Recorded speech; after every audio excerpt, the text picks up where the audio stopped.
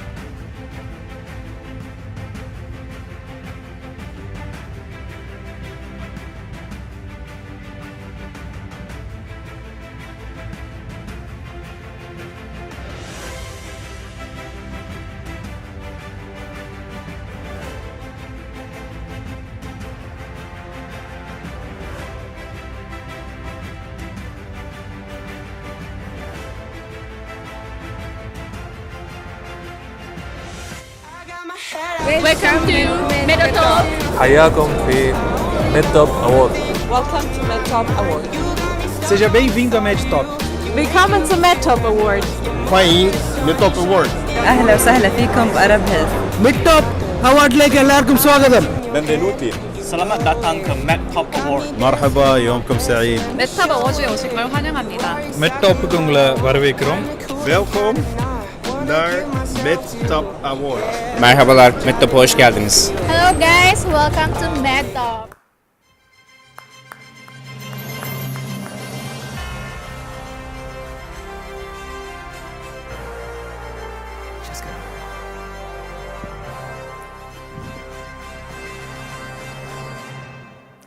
Hello everyone, it is our great pleasure to welcome you all to this wonderful event, the International Healthcare Ceremony, Medtop Award.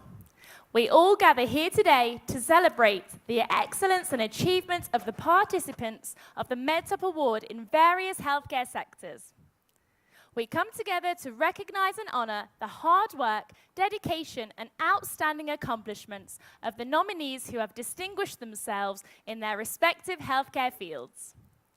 Each of them has contributed in their own unique way, making a significant impact and raising the bar for their peers and industry. Here at Medtop Award, we are proud to be internationally accredited by the Independent Award Standards Council, based in the United Kingdom. There aren't many things that can help a company grow the way trust and credibility can. And here at Medtop, we are united by our vision to guarantee both. We help medical device and equipment providers, outstanding medical professionals, medical institutions, manufacturers of pharmaceutical products, and many more obtain a global reach and help save lives. Next up, to introduce the Medtop team and overview the past successful year, we have Medtop's Chief Product Officer, Jean Gabdul. Let's have a warm welcome for Mr. Gabdul.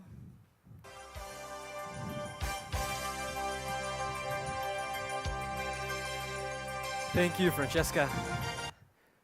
Wow, I am so excited standing here, so I'll try not to confuse anything. Today, let's take a moment to look back at the exceptionally successful year and the accomplishments.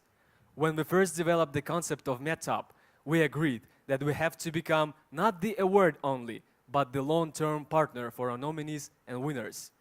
This vision has been set as the ground rule, realizing that we have the great opportunity to add innovations to the healthcare award sector.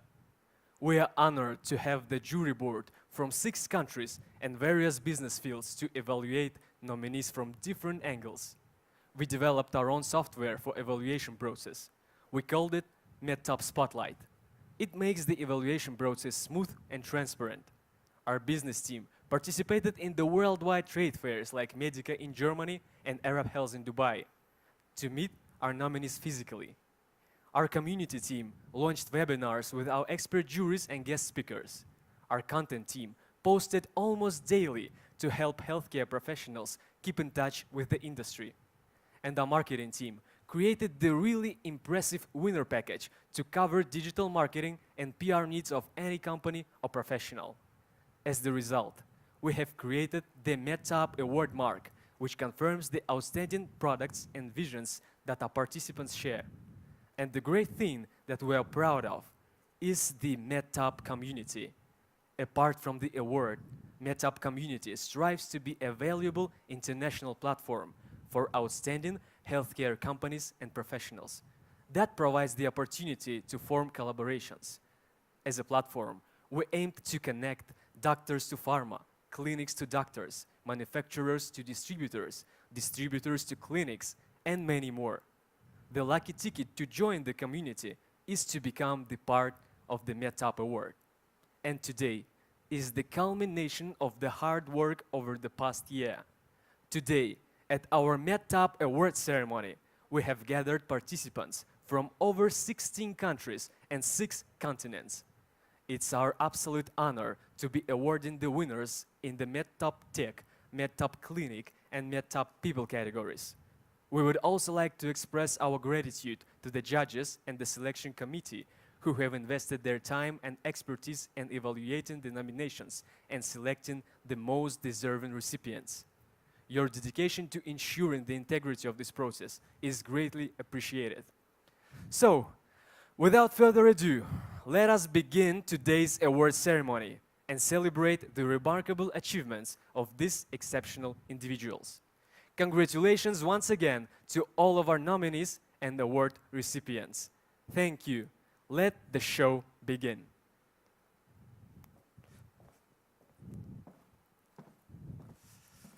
Thank you, Jean. Once again, hearing the motivation and ambition behind Medtop reconfirms the unmeasurable value our organization holds for our participants, partners, community, and the industry. And now, ladies and gentlemen, it is our great pleasure to introduce our distinguished guest speaker for today's event, Mr. Dave Crane. Mr. Crane is a renowned international speaker and panelist, an expert in innovation, digital transformation, and key opinion leader. Throughout his career, Mr. Crane has made significant contributions to the healthcare industry, delivering inspiring talks and lectures at numerous events and conferences around the world.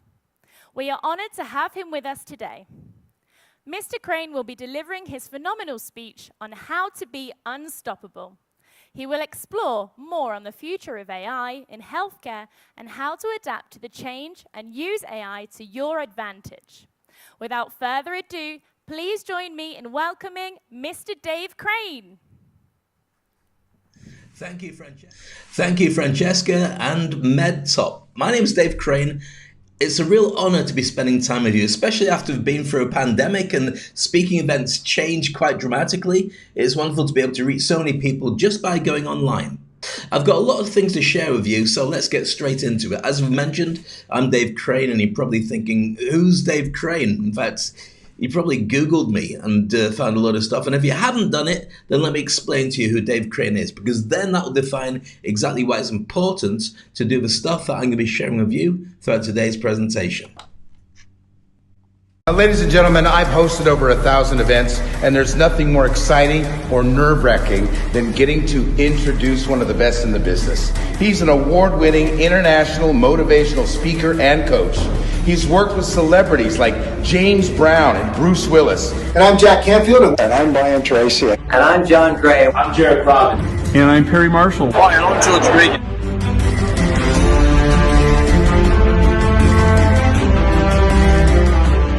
To audiences of over 1 billion people. He's sharing how to become unstoppable in business. It's my honor to introduce to you Dave Crane.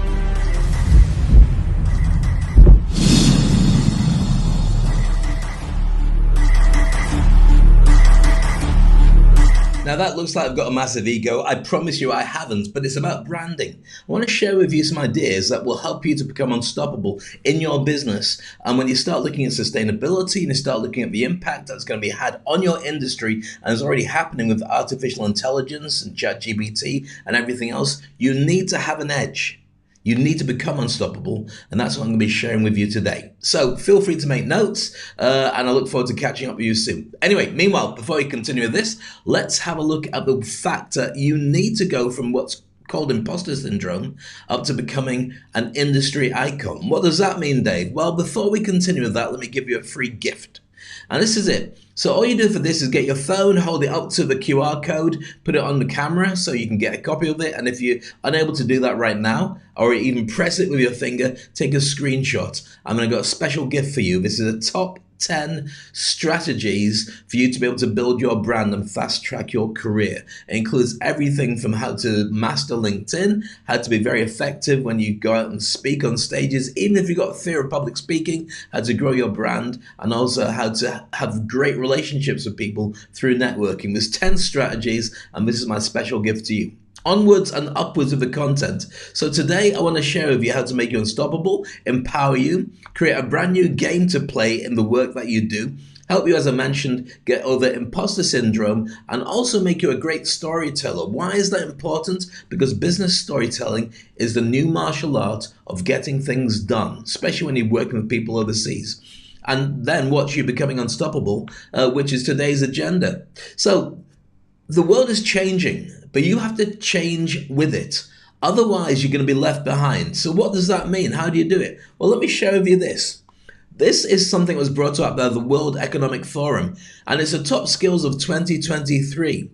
In there, they say analytical thinking, creative thinking, resilience, they're all soft skills. These are things that, apart from maybe quality control and technological literacy, are things that previously were kind of useful, but not so essential. But when we talk about a world that's changed so dramatically and people are now able to do coding just by putting it into ChatGPT or any of the other AI projects and programs, you can find that people are being left behind. And the medical industry, healthcare, and so on is no exception to that. Now, here's the thing. AI and sustainability may be challenging because financially they're going to make a big difference to every organization, but there are also massive opportunities for you to reinvent and become even stronger and better at what you do. Have a look at this diagram. You may be aware of this. This is the Rogers curve for adoption. So what happens, and this is linked to AI, but it's true for any new thing that comes out, social media, everything else. So AI comes out. And initially, the innovators are 2% of the people really excited about it. Then the visionaries jump on, who start saying, you know what, we can do stuff with this. Not sure what, but we can do something. But then there's a gap before everybody else starts to catch up. We're still in that gap.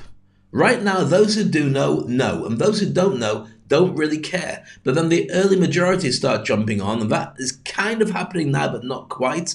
And then the late majority. By the time that this happens, then the profit opportunities disappear. We're still in the early market.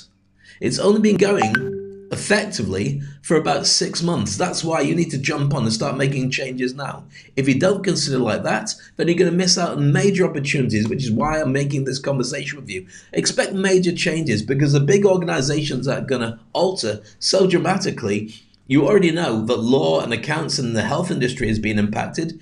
Also true for education, HR, marketing, that includes being a journalist as well, cybersecurity, fintech, infotech, and transport. Every single one of these will make changes, and we say that 80% of industries will change. And why? Well, the only ones that are going to be left behind are people who are doing stuff with their hands. For now, that's construction and landscape gardening. If you're in any other industry, you need to consider reskilling, and reskilling fast. So if 80% of businesses have to reinvent and have to reskill, if they don't do it, they're going to end up having to retire. So you've got to raise your relevance, because if everybody's doing the same thing, it becomes a real challenge. Let me share with you an idea and a concept that you might not have come across before. The formula for being paid. The formula for being paid is this. You get paid for two things: the effect of the job that you do and how cheaply you can be replaced by everybody else. Now, if you're working in the medical industry, there's new technology that's coming along. There's 5 million doctors we need to recruit before we get to the point where everybody's got a doctor or access to a doctor that can help them, which should seem like a big problem, but that problem is going to be filled by filling it with AI. So for every single person who's on this, who's watching me speak now, you are not safe.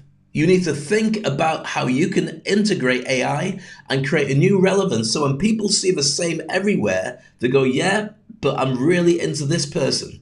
This person, their project, their company speaks to me and has helped me in the past. And that's why, forget the money. It's not about the money. They make me feel special. They give me the certainty that when I ask them a question, things get done. And that's what you've got to produce. So by adding AI right now, you've got to do simple things: optimizing your systems, enhancing your branding, boosting that expertise that you know and other people don't so they can see you, and then position yourself as a thought leader. If you're not doing that, then it's easy to do by adding AI. So what's going to change in healthcare? Let me share with you some ideas, because I think you'll find these incredibly relevant. I know a lot of it has been covered by the people who've been on the call so far, and I know that a lot of it will continue as the conversations go on. But these are the things that I predict are going to be really powerful. Enhanced diagnostics. People will be able to get access to any medical data straight away for being able to find out what's wrong faster.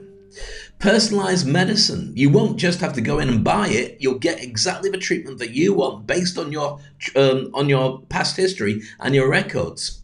Telemedicine. AI chatbots looking after the challenges that you have so you don't need to get to a proper doctor, which fills the gap of that 5 million doctors that we're looking for. Cost reduction. If all this is automated, then there's less that people need to pay and less that they will pay. You're not paying for an Uber, you're paying for an Uber, which means you're going to get a much more effective way of getting exactly where you need to be. You're not paying a taxi service that is going to charge you a crazy price. Drug discovery. The industry will go on a lot faster. As you know, it takes about $3 billion to launch a new product, a new drug that changes people's lives. Now this will be a lot faster because AI will go through the algorithms and the formulae and come up with better solutions, being able to cross-reference what's been done in the past. Precision surgery, you already know about the AI robots doing complex surgical procedures with greater accuracy than a person. They don't get tired and they're going to become higher and higher in demand. Then, of course, health. People will be better. Cancer is already something that we're managing to get rid of in many cases, and so people will live longer, but they're going to be more into how do we fix it from the very beginning to stop it occurring. Of course, AI will be able to do that. And then the patient experience.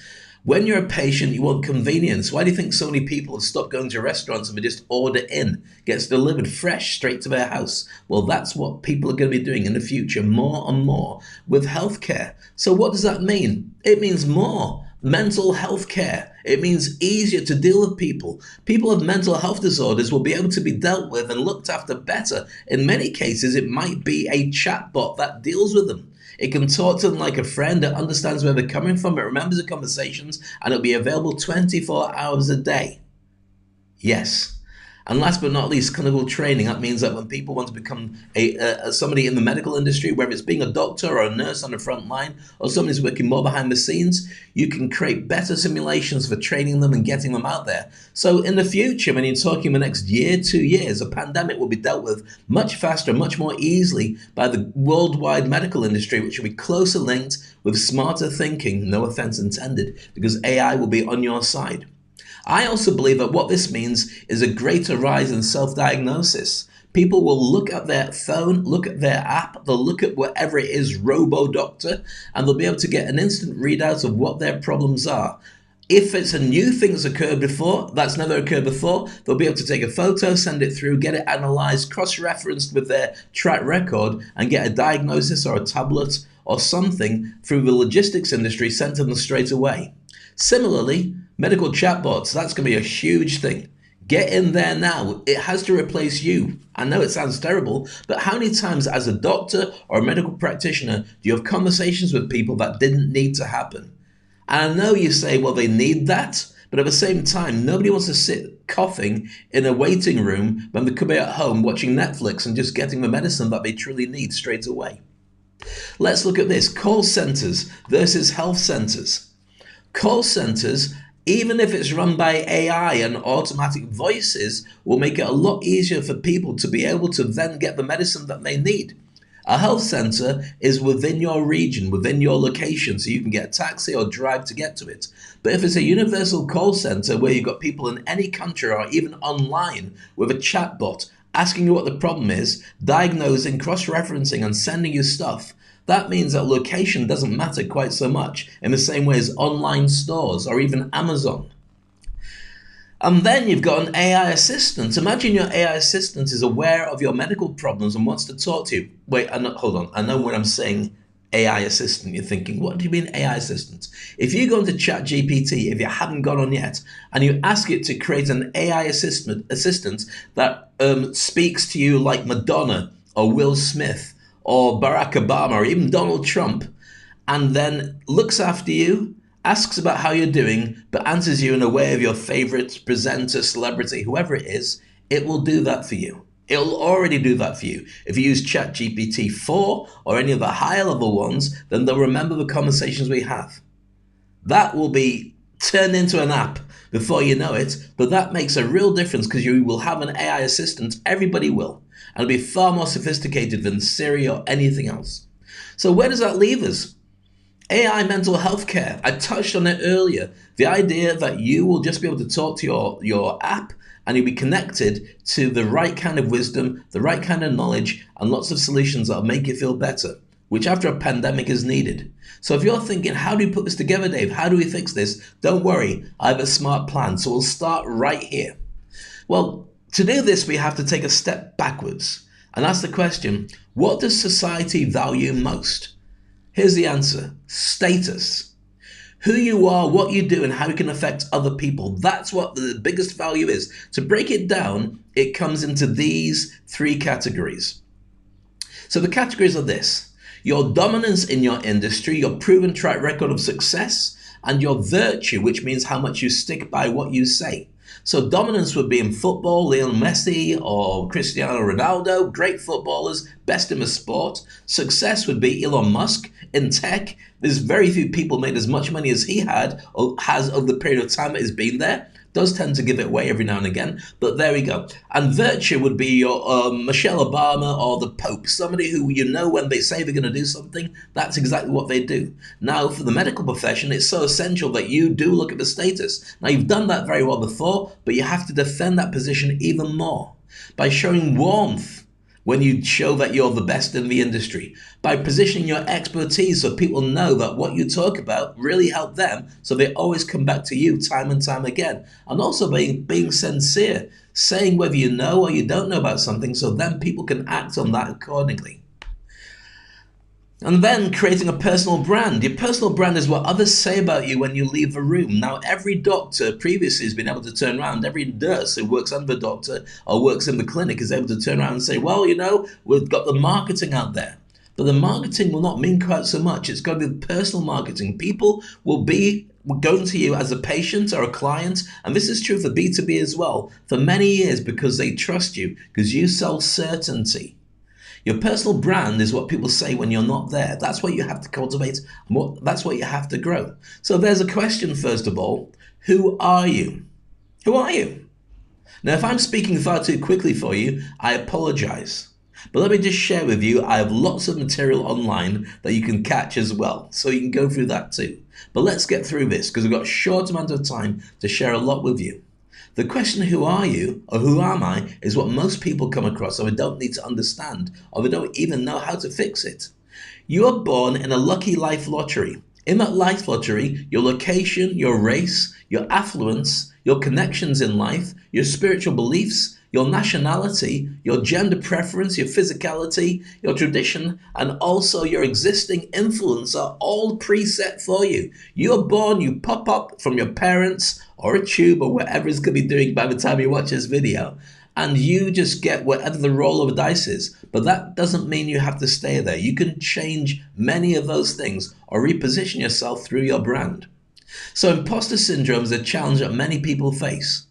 Who am I? What am I? And that little voice in your head that says, I'm not as good as I think I am. That's put there by parents who mean well, by teachers and schools that want you to be better.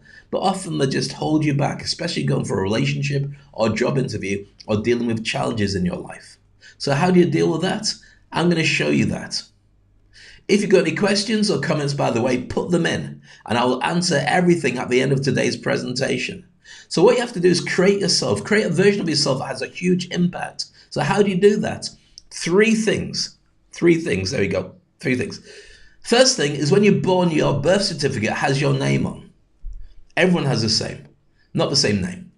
My name is David Maxwell Crane. There's me, my dad, and my mom. I'm the little cushion with a face on the front of it. So David Maxwell Crane then had to create his life. And that's your social media version of you. What name do you put in your social media?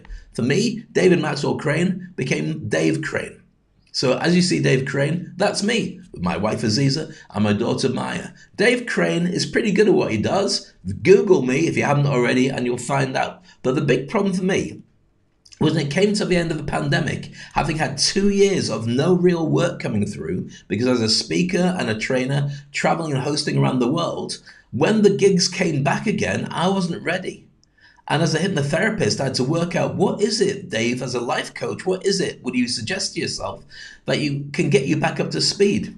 Now, here's the thing. When it comes down to being me, what I do better than anything is when I've got a microphone and a live audience, and I've got, say, at the Rugby Sevens, I'd have 2,000 to 50,000 people watching me, plus TV. I'm very good at making snap decisions, like a surgeon. I can work out what the sponsors need, what the audience is going to need, what's going to be the end result, and how we get from A to B very quickly. By tagging the Wi-Fi code of the audience and working out and making that right decision. So I realized there was a third version of me. Third version of me is your power name. That's your superhero version of you. What does that mean, Dave? Well, let me put this in perspective. And remember, this is about how you get over imposter syndrome, just in case you want to grow your brand. Now you're thinking, yeah, but what if it goes wrong? My power name is simple. I gave a name to the version of me that grabs a microphone and gets stuff done. That's Max. So with Max, I tested. I had to ask Max questions, and whatever answer popped up in my head, I had to do. I didn't want to kill Max by saying, right, I'm not listening to you anymore. So I had clients that wouldn't come back to me. I asked Max, what should I do? And Max said, give them 24 to 48 hours, and if they don't come back, just stop working with them. They've missed their opportunity. And I thought, well, I can't do that. That's going to be terrible. What if I lose the client? But I went with it anyway, and it was right. If they don't get back to you, it's going to be harder and harder to close them. Those who get it do get it, but the energy and the time that you spend could be better spent finding somebody else. So find your superhero name. It might be the name you used at school or a nickname, but that version of you is very powerful. Cultivate it and move forward. As an example of that, think about James Bond being around the best part of 50 years, but every couple of films, they change James Bond. Why? Because you've got a different audience, a different time, a different need for what James Bond's got to provide. You've got to do the same for yourself, and therefore for your clients. So what makes a truly great leader, thought leader, doctor, creator of technology? I believe it's this. Always asking better questions, and as a result, when people then work with you, always giving better answers. So how should you give those great answers? Here's what I think. Effective communication is the bottom line. I know that you're already talking about new tech. I know that you're creating great new medicines and great ways of doing stuff, but effective communication's always been at the heart of it. Think of the placebo effect, that ability to tell a patient they're going to be okay in 7 days. Even if you give them Tic Tacs or Polo Mints, you're still going to find that 50% feel better because you've told them that. Now imagine using business stories, because when you're talking to your customers, the more you can give them an example, the more it works. Why are business stories so important? Why should I focus on this? Because when you look under a CAT scan, when you give facts or figures, about 2 parts of your brain light up. When you tell a story, do you remember the fairy tale stories you were told as a kid? About 7 different parts of your brain light up, which means you also retain them. If I was to ask you about Goldilocks and the 3 Bears, or Snow White and the 7 Dwarfs, or anything like that, you'll remember the story, or at least part of it, because it's stuck in your head, even though you might not have heard of it for many, many years, because the ways that it affected you emotionally made you want to retain them. So when it comes to your customers, you've got to work out who your target customer is. I know on this call there's lots of different people from different places. That's fine. Your actual customers are different. Who are they? Work them out. Then ask what's in it for them. Forget what you want. It doesn't matter what you want. It only matters what they want, and that's what you've got to concentrate on getting. If you constantly deliver what they want, you've got a great relationship. And by the way, this also affects you when you're talking about your partner, about our partners, your children, your colleagues, your friends, everybody. Ask what's in it for them, deliver it, and they'll love you forever. So what's in it for them? Well, here's a simple truth. When you start looking at this for clients, there's a situation that comes along, and it's true for definite if you're a doctor. People say, what's my headache? Who can fix it? Are they the best fit for it? And is my headache going to be fixed if I go with them? If the answer is yes, then they're sold. They'll buy it. Now, this is true in every industry, but no more than in the healthcare industry. That's how people think. And that's what you've got to also respect when you do your things. It doesn't have to be shiny. It just has to fix the problem. So why should people want to work with you? Why should your clients want to work with you? That's why you've got to create this great relationship with them. You've got to tell really effective stories. So epic and persuasive storytelling is a new battleground in every industry. And I know you're thinking, yes, but this is meant to be about healthcare, Dave. Why should that matter? Because AI is going to replace the best part of 50% in every industry. We've already talked about the difference it's making in healthcare. But if you position yourself and tell not just your clients, but also the whole world great stories, You will be remembered because people know you're the person who's got great examples, and they don't even have to be about stuff that you've done. So let's give you a crash course in that. I'd like you to know Hollywood's best kept secret. Make a note of this, because the next time you go to the cinema, or you watch Netflix, or you download a movie, it will make sense. What's Hollywood's best kept secret? It's this: the hero's journey. Let me take you on a ride of a hero's journey very quickly. So you start off with a character, a hero, who's in the ordinary world and kind of good at doing what they think. But they're also a bit geeky and nerdy, so people sort of take the mickey out of them a little bit. Then something comes along, a call to adventure. That challenge is, it could be aliens invaded. It could be that they want to take the girl of their dreams to the promenade. It could be they play football and they keep missing penalties and they just want to get over that. But they refuse to step up, they refuse to fix it until the mentor comes along. Typically played by Kevin Costner or Morgan Freeman, or in this case talking to you, that's me. And the mentor takes them on a journey. And to do that journey, they have to cross the threshold to go to a new world, a strange world, a special world where they feel completely uncomfortable. And as they're in that special world, they get tested. They make new friends and make new enemies. They do things that work, things that don't work, but they continue going on and they start having an incredible learning curve that takes them up and down. And then they have the ordeal, the big challenge that was there before. The aliens are outside their house. It's prom night. Or they've got a penalty in the last minute of the game. They've got to take it. If they win, they win. If they lose, the whole game is lost. So then they go to do the thing. They go to win and something happens. Usually somebody dies. Sometimes it's them. Sometimes they find out that a loved one has passed, or in fact they go on, they give it their best shot and everything falls to bits. So they're on the way for the road back. You're thinking, oh, well, not to worry about it. But then they resurrect themselves and they find an inner power that gets them back up to a higher level, like a boost. And then they defeat the enemy. And then they've got the choice of returning home with the elixir or the gift or the whatever it is. Sometimes they don't go home. Sometimes they go off into the sunset and start a new adventure. Which movie am I talking about? Put it into the chat. I'm going to put you out of your misery. I'm talking about 99% of Hollywood movies. I'm serious. Think about the actual way that they put it. So in this context, let's think about which character are you? And I know which character you're thinking about. You're thinking, well, I'm the hero. I'm on a journey. I'm on an adventure. I've got a challenge. I'm dealing with this and all the rest of it. No, no, no, no, no. Let me tell you who you are. You're the mentor. Think about it. You're there to advise and help others. That positions you as an expert. Your clients, your patients, your customer, they're the hero. You're the expert that helps them on their journey. Now, every great hero has a core wound. Your clients have a core wound. Once you've got that and you understand what it is, your job is to go through and fix it with every step that you take. Now, I can spend a lot of time talking about people who've got core wounds. These are all some of the biggest stars in Hollywood. Every single one of them will tell you the challenges that they've been through and how they have to fight it. In fact, many of the Hollywood stars are amongst the most insecure you'll ever come across. For me, I had a massive imposter syndrome. Being the only black kid growing up in Scotland, never moving to England, never ever been selected by my own talents. I had to fight extra hard and maybe I'll get on the team. That's something that's haunted me my entire life and it's been very challenging to deal with.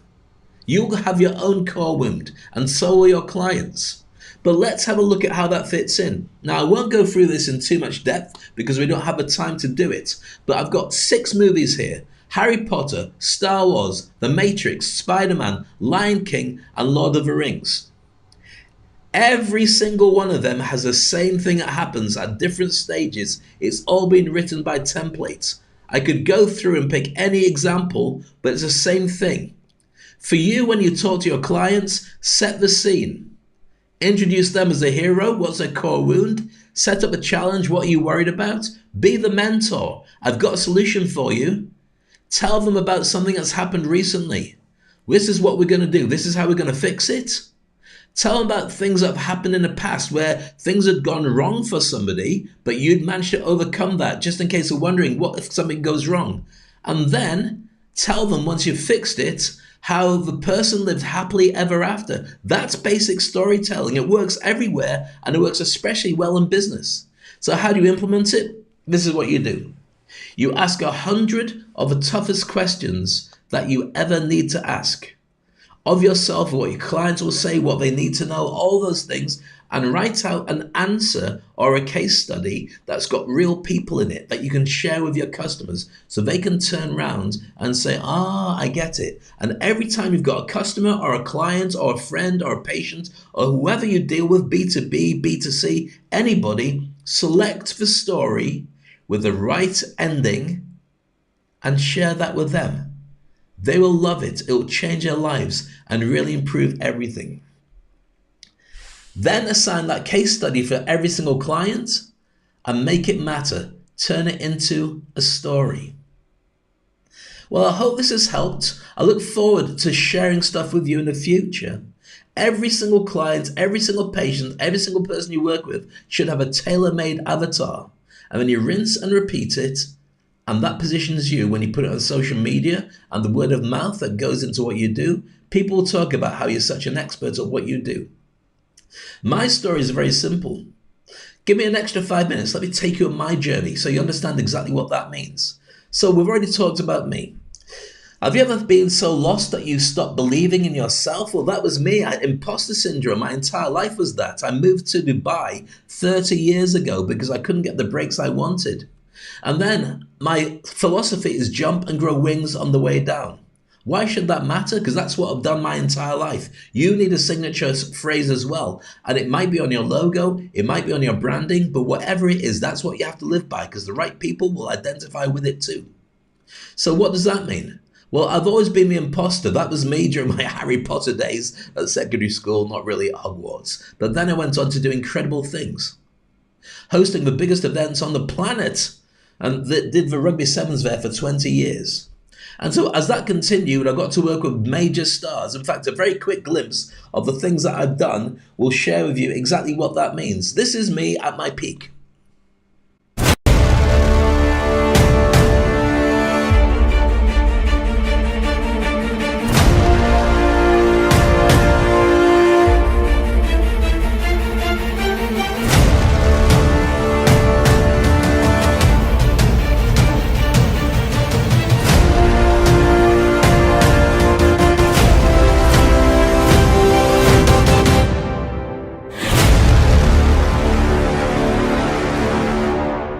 Became unstoppable in what I do, which is great. Travel around the world, hosting big events, working with big celebrities.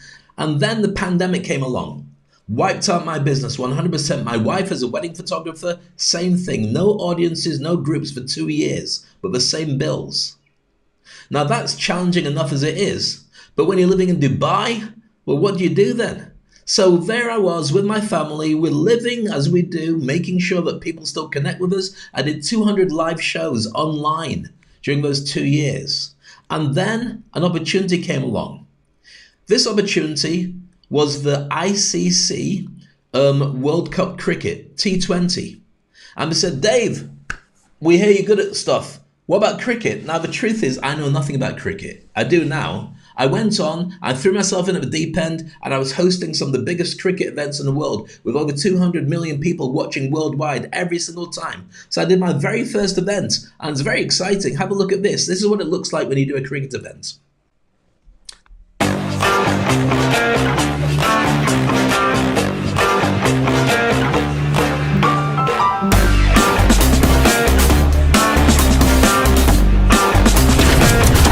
So you get the general idea. So that was my first day working and I got through it and it was okay. But then at 4:30 a.m., October 21st, 2021, I got a phone call in the morning. My wife said to me, that's a house phone, isn't it? I went, I don't know. So I picked it up and it was a doctor, maybe like you. In fact, you might even be on the call, saying, is that Dave Crane? Yeah. This is a doctor from St. Mary's Hospital in Leeds. Your dad's got COVID and he's not going to make it. What do you do? Now, I know that you've had to be in that situation and I bless you for having to deal with the pandemic, and you guys are unsung heroes and you should get paid much more for what you do because you're an incredible group of people. I'm really privileged to be here.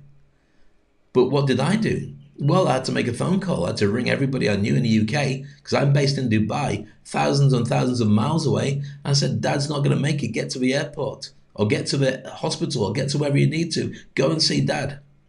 Luckily, we jumped on a Zoom call. I got to say goodbye to him for an hour. And then after that, he was gone. But I had to get back into work. My wife said to me, don't go back into work. Leave it a couple of days. So I left it a couple of days. And then I went back in and did another 8 games. My dad, of course, was gone by then. So what does that mean?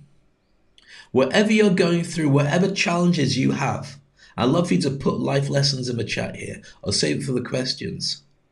I got back in because I had to do it. I had to look after my family.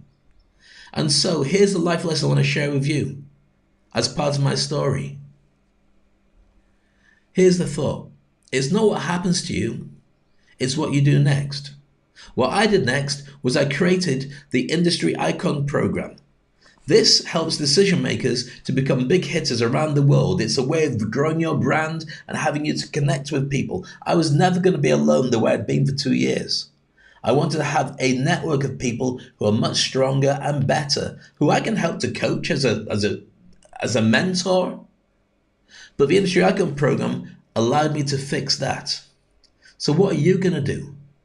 How are you going to move forward? What's your big challenge and how are you going to fix it? Work out the story. You are now the mentor. And as I promised, now you're also unstoppable. So with that being said, differentiate, publish yourself like a guru. As you do all this, get yourself up there and out there, over-deliver and humanize who you are. Build your network like I did and in fact, don't tell anyone yet, tell everybody who you are. Position yourself as the very best in what you do. And remember, when you connect with AI plus human, you'll beat all the people who aren't using it, just like Jarvis and Iron Man. Learn prompt engineering, it's coding. For anybody who's used NLP or hypnosis or being able to talk to people as a counselor, it's just like that, but to a machine. Build your brand and AI together and punch upwards daily. If you haven't got a brand, then this is how you do it. And incredible successes will come to you as a direct result. I want to leave you with this. Watch your thoughts, they become words. Watch your words, they become actions. Watch your actions, they become habits. And watch your habits, they become character. But watch your character because it becomes your destiny. This is from Lao Tzu. Whatever you think is going to be your legacy. So think differently, think better, and also believe in yourself. Jump and grow wings on the way down. Now, I did promise as a free gift to you, take a screenshot of this or connect with me anywhere, and this is how you begin your own journey. I promised to take you for this journey with everything, and I really mean that I could, and I did.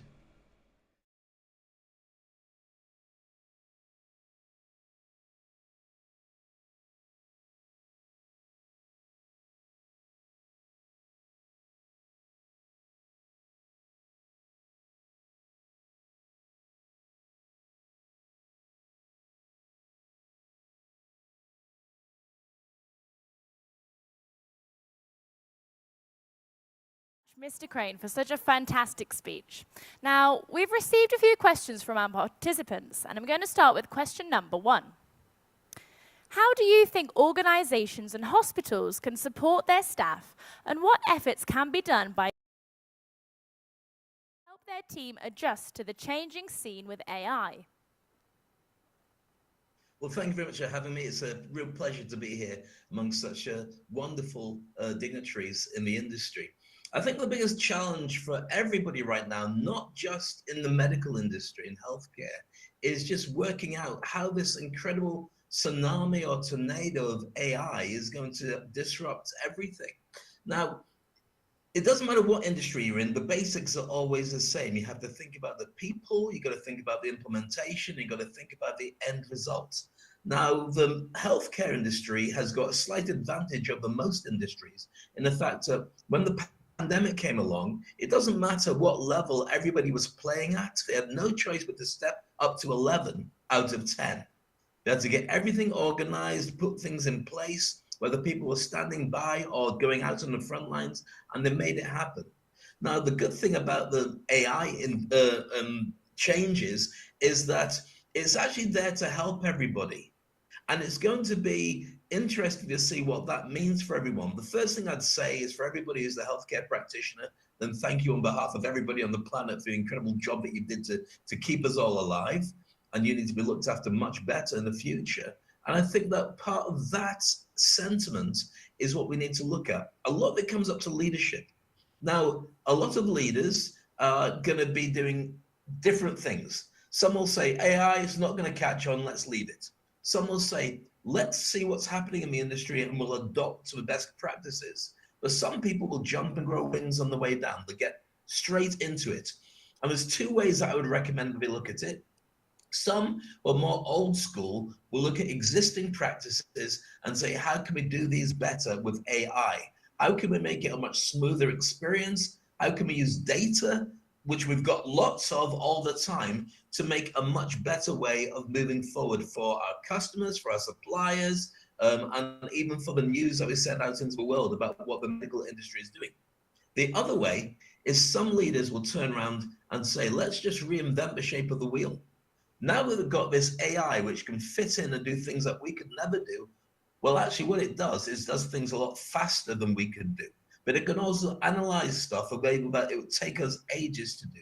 Let's take an example. So if somebody goes along for an x-ray or a scan, maybe looking for cancer or something like this. Well, normally the doctor or the surgeon would be able to analyze and say where the problems are and say, oh, we can see this. But what they might not pick up on, but AI will pick up on, is other cases of things that might be on that same x-ray that other people wouldn't notice, but it has. So I think preventative healthcare is a massive area that people need to consider. Now, as far as looking at the staff and the hospitals and support, I think open conversations is really what it's all about. Things are moving so rapidly that for many people, it's a scary prospect. They say that 80% of the industries across the world are going to have to reskill. Unless you're working in landscape gardening or construction, but even so, it may have repercussions for that. But in healthcare, I think it's a massive opportunity which should be embraced. So when that comes down to what you do with your team, I think you have conversations with them and you also listen to what their worries are. People are not going to lose their jobs in the same way as they are in other industries. They'll just have to change the nature of the job that they do. So if you're a knowledge worker, let's take, for instance, when the cameras came along. So cameras have always been around, but when phones had cameras in them, even now you get an iPhone or a top Android phone, you can do better photography than anybody in history could do. But that doesn't mean that I would trust you to take my wedding photographs. I'd still pay for a proper photographer, otherwise my wife would kill me. So the same is true when it comes to healthcare. Just because people have access to lots of different apps to make it a lot easier and a lot faster for them, doesn't mean they still won't want to be looked after by people. But a lot more will come from home. A lot more of the pricing will change. So the current triangle pricing, that's healthcare, which is what pharma and hospitals and also, insurance. I see ways of that being reduced for your normal person. So when we go to hospital, then that's kind of a last resort. Now, for many hospitals, they'll be saying, that's a challenge. We make our money out of that. Well, not necessarily. If you become an early adopter of creating the apps and the healthcare to be from home for many people, you'll also pick up a lot more customers and clients that are like remote patients. I think that's a huge opportunity. So I think that if you have hands-on work with people, you need to take a rest and you need to be paid more money. But at the same time, I think AI is a massive opportunity for everybody when you embrace it and ask great questions. Thank you. Question number 2. What skills do doctors and physicians around the globe need to ensure that they are working with AI and not against it? Well, I think you're always going to have people who are going to fold their arms and say, I'm not playing, I don't like it. For doctors, they shouldn't be worried too much, but they should be reskilling. Because it's like if you ever watch Marvel movies and Iron Man with Jarvis. So Tony Stark would have his headset on and he'd have this visual display of the AI that was his friend or his member of staff, his co-pilots when he was going off on adventures and missions. So for doctors, They really need to be able to embrace it. Now, let me give an example about what would work really well. When I'm mentoring people across the world, I jump onto Zoom, but Zoom has got a thing called Fathom. Fathom, what it does is it basically uses AI to dictate and transcribe everything that we're talking about, and then give a summary at the end of the conversation and email it immediately. A lot faster than it would take for me to do it. So when somebody goes to a doctor, typically, going to see a doctor, you only get eye contact at the beginning and the end. No disrespect intended to doctors. Hi, how are you? Please take a seat. And then they're in front of a laptop, writing away as they're asking you questions. Now, I know there's more to being a doctor, but I'm just going to give you an example. So they're asking all these questions, and within a very short amount of time, they prescribe something, and you're off on your way.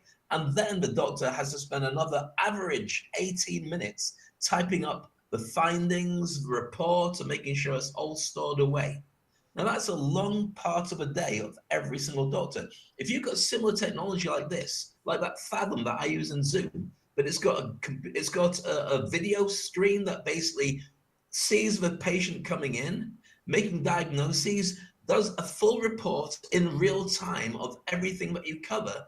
On average, it means your doctor will be able to save 7 minutes per patient instead of having to write it up. Now, if you put that across a whole day, that's a lot more patients that you can cover and a lot more concentration on the relationship build, because let's face it, that's really important with every patient, to tell them they're going to be fine rather than just handing them some pills and saying, go off on your way. So that alters a relationship, but it makes it easier for doctors.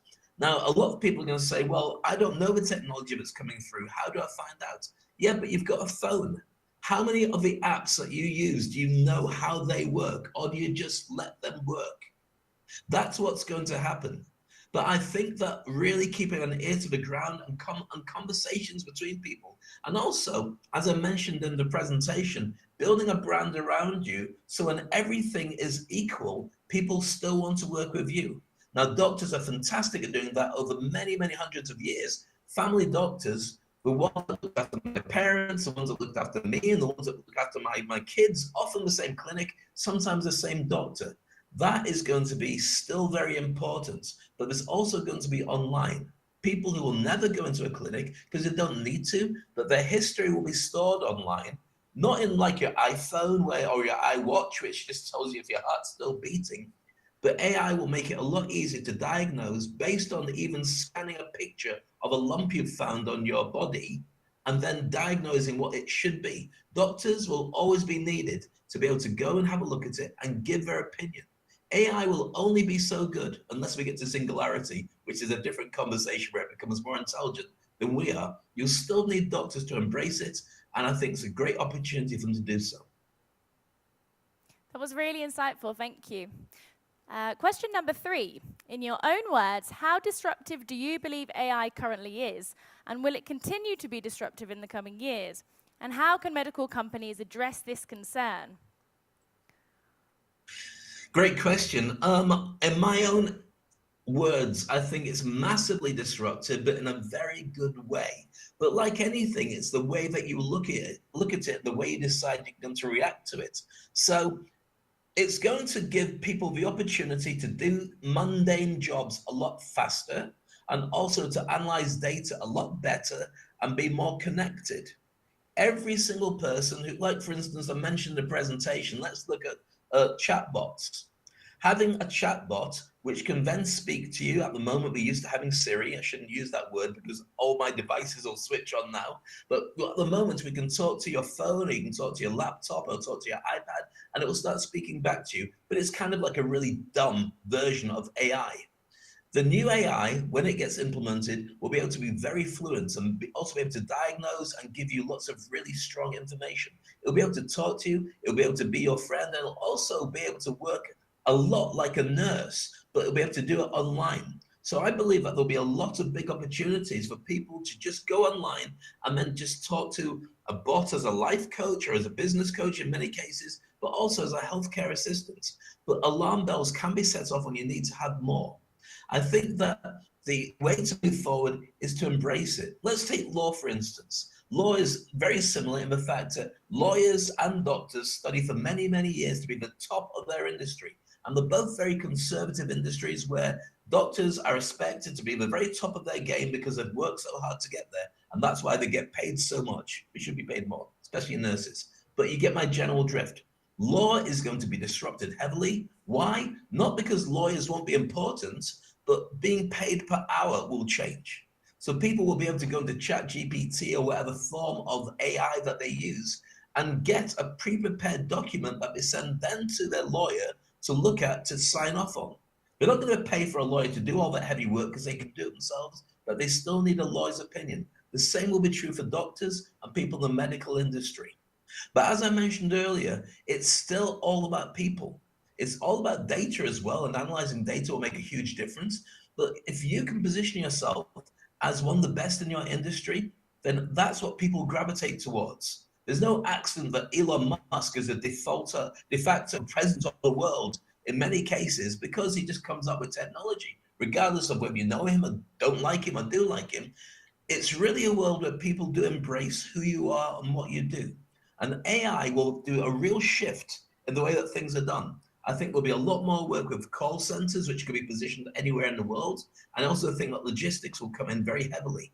Now, if you're not involved in that, then you'll experience just like the taxi drivers did with Uber, where you strain and train so you know the entire location of where you live off by heart, but then you get Uber, and anyone can be a taxi driver using your GPS, which will tell you how to get from here to here. There will be a lot of change in the industry, but I still believe that the shining lights will be the people that embrace change and lead the way forward. And after the pandemic, there's never been a more important time to readjust and lead the way than now. Thank you. And our final question is, please elaborate more on what mindset organizations and teams need to adopt in order to remain unstoppable in the future.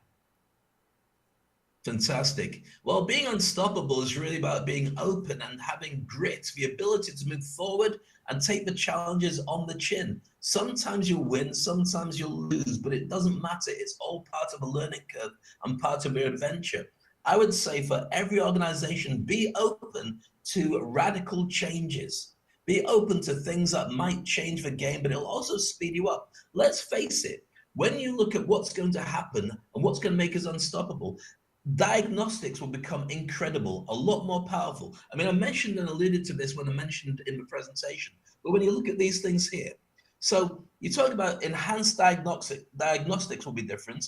There'll be personalized Medicare. People will be able to know what they need, and the industry will know it straight away as well. Telemedicine becomes more powerful. It'll be cheaper to get fixed. And also, if you take an example, for instance, like in Singapore, or you take a country that looks after its people and basically foots the bill for a lot of the healthcare, if you can then look at everybody, excuse me, all these doctors saying, you've got a cold, I know I have.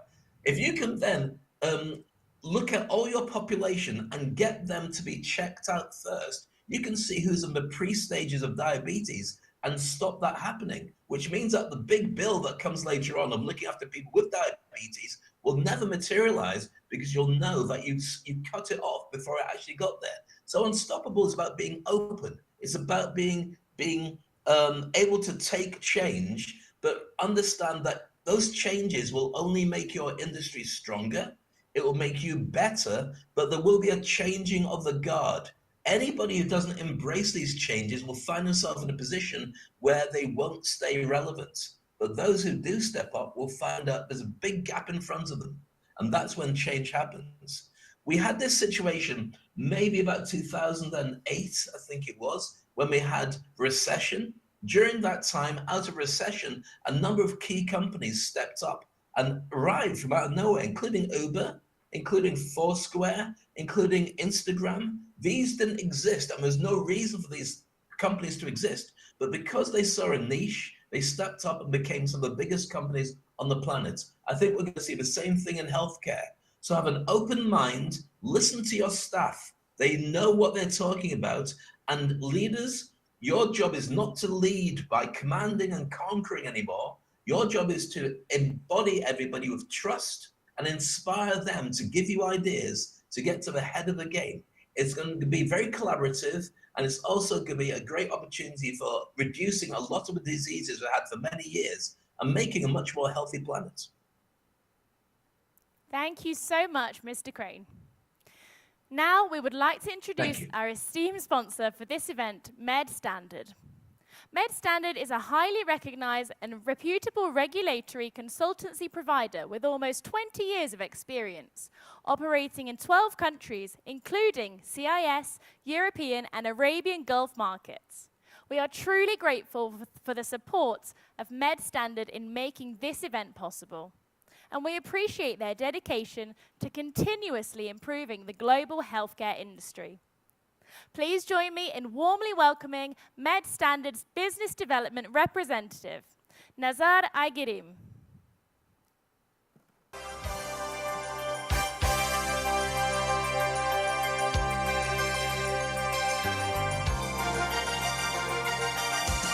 Dear esteemed guests and nominees of Medtop Award, it's an honor to stand here on behalf of MedStandard as a proud sponsor of Medtop Awards.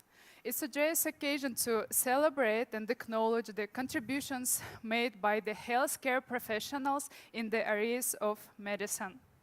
Now let me make a brief presentation about MedStandard.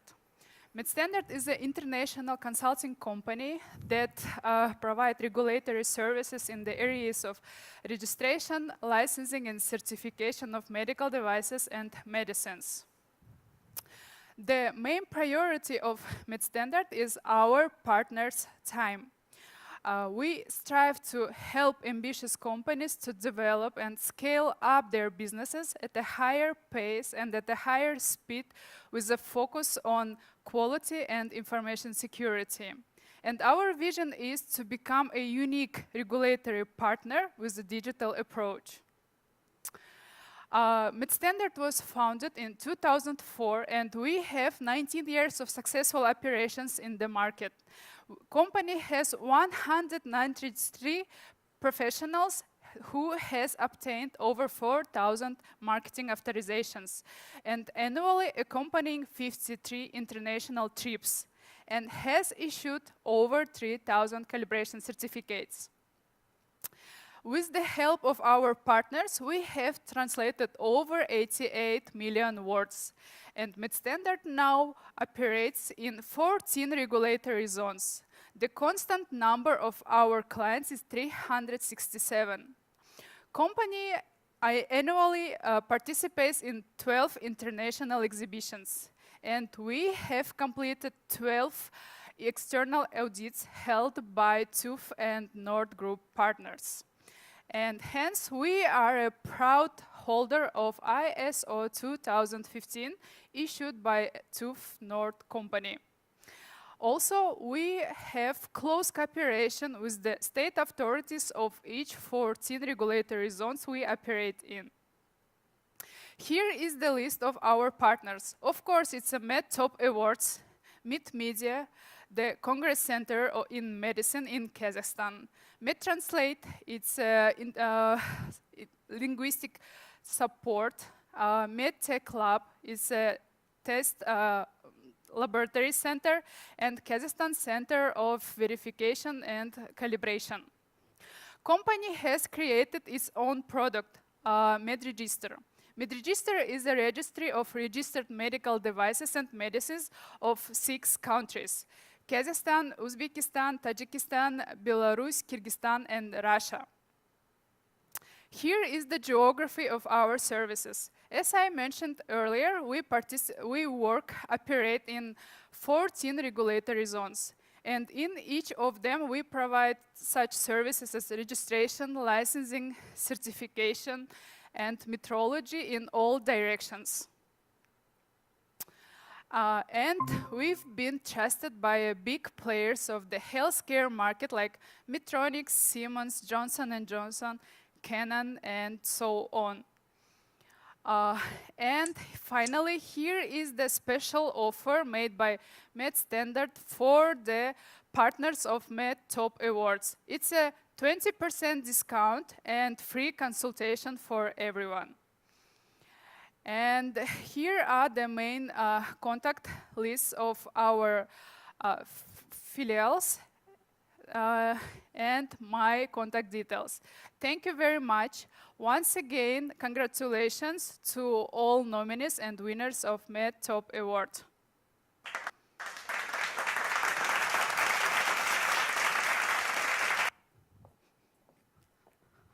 Так себе даю.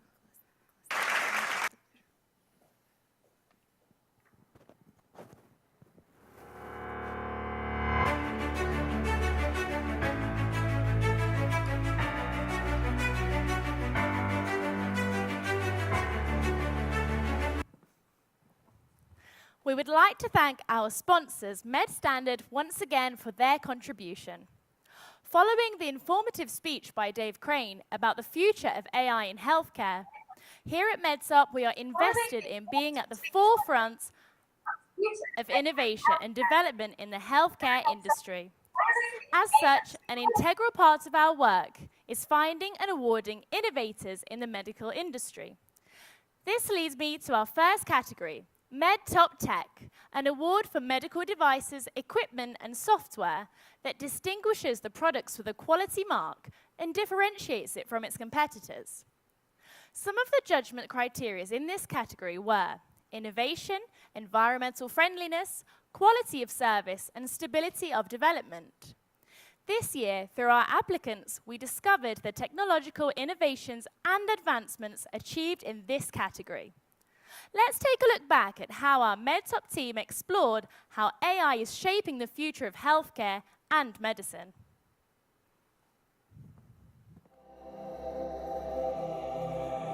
Everything is data. Even our DNA is made up of lines of code. Since university, I've been mesmerized by this fact. And unlike medicine, where you need to interact directly with patients, in data science or artificial intelligence technologies based on machine learning, you work only with data from field professionals. Thanks to these technologies, we can make the diagnosis process much faster, like in seconds. We can quickly determine the risk of developing diseases and even predict cancer. We call it data-driven medicine. We tell people what to do based on data. It can detect patterns so that clinicians can tailor the most effective treatments to individuals. Today, as a healthcare worker, I am thrilled by the possibilities that these technologies can bring to all of us. And I believe that learning new tools, being open-minded to new technologies in a vastly changing world, is the key to helping the healthcare community move forward and develop.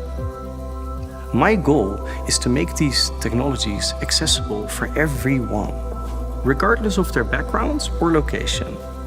To drive the processes forward, me and my colleagues develop programs that help accelerate the penetration of AI technologies in healthcare. We're excited to watch the results, and sometimes it feels like we're moving mountains. Actually, I believe there'll be more like us, and we'll do it more efficiently together. The time will surely come.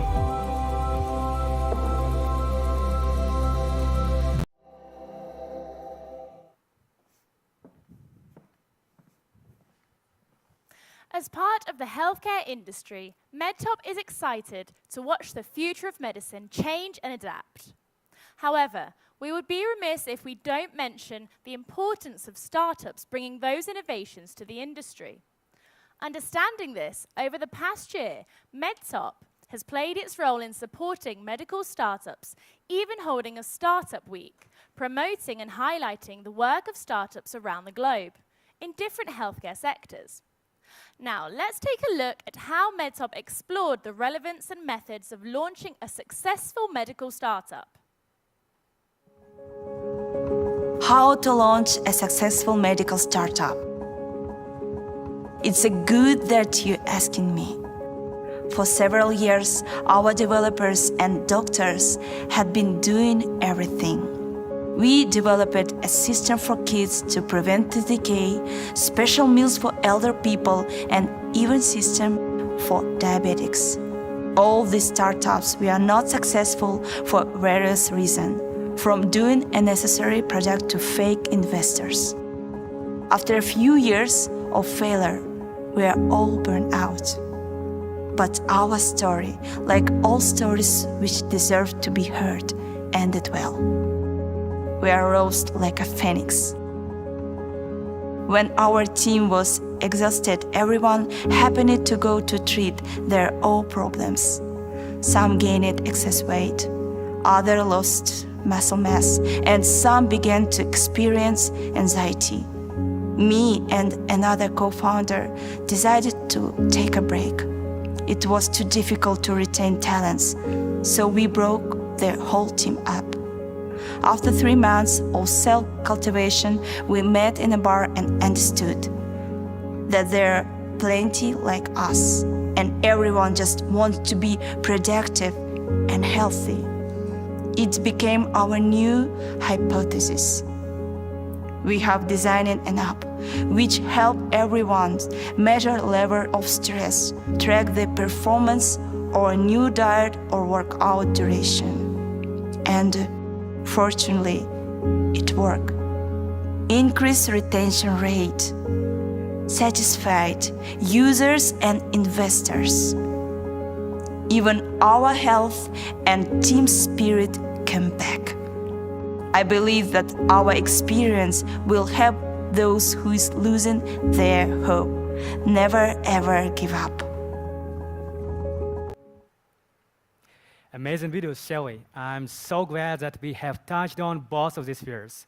Ladies and gentlemen, distinguished guests and fellow health enthusiasts, I'm honored to stand before you today to announce the winners of the Medtop Tech Award.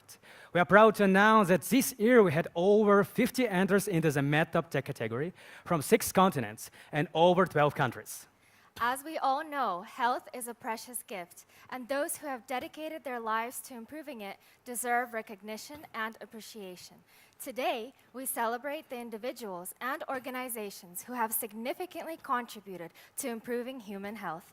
However, before we announce the winners, I would like to express our gratitude to all the nominees. The passion, commitment, and hard work they have put into their projects and initiatives are truly inspiring, and they are winners in their own right. But without further ado, let us present to you the winners of the Medtop Tech Award. Well, let's start. The first nomination is the best software. And the winner is Kinseed, United Kingdom. Let's look at the screen. At Kinseed, we're extremely proud of our achievements in bringing the clinician's dream to reality with the use of SwiftCare. SwiftCare is a cloud platform with different applications. As an example, SwiftCare is being used by acute care teams to capture and share critical data during transfers. This allows the team in the ambulance to seek guidance from the team back at base and the receiving team to prepare in advance for seamless handover. To date, SwiftCare has supported over 70,000 transfers with an estimated handover time savings between 45 to 60 minutes per transfer, which means about 5.9 years of time savings. SwiftCare started with one hospital, Great Ormond Street Children's Hospital, and has now expanded to over 50 NHS trusts supporting various care pathways. By providing clinical teams with secure access to the right data at the right time, we've made a lasting difference in improving patient outcomes. And we've done this through trusted partnership with clinical teams, hard work, dedication, and deep passion for making a positive impact. It has been a humbling experience to witness the tangible results. However, there is still more work to be done. Healthcare systems are struggling due to overstretched resources and having to entertain solutions that are built on old technologies. We are committed to doing more with modern technology, collaboration with industry leaders in primary care, secondary care, occupational health, because we want to strive for a future where healthcare is accessible, efficient, and equitable for all, positively impacting individuals and communities around the world. Patients Kinseed. For our next nomination, the most ergonomic device, the winner is Hegenberger Medical, United Kingdom, with their Hegenberger retractor. And here to accept the award, we have the founder of Hegenberger Medical, Malin Hegenberger. Hi, I'm Hakim Adebi, Chief Commercial Officer at Hegenberger Medical.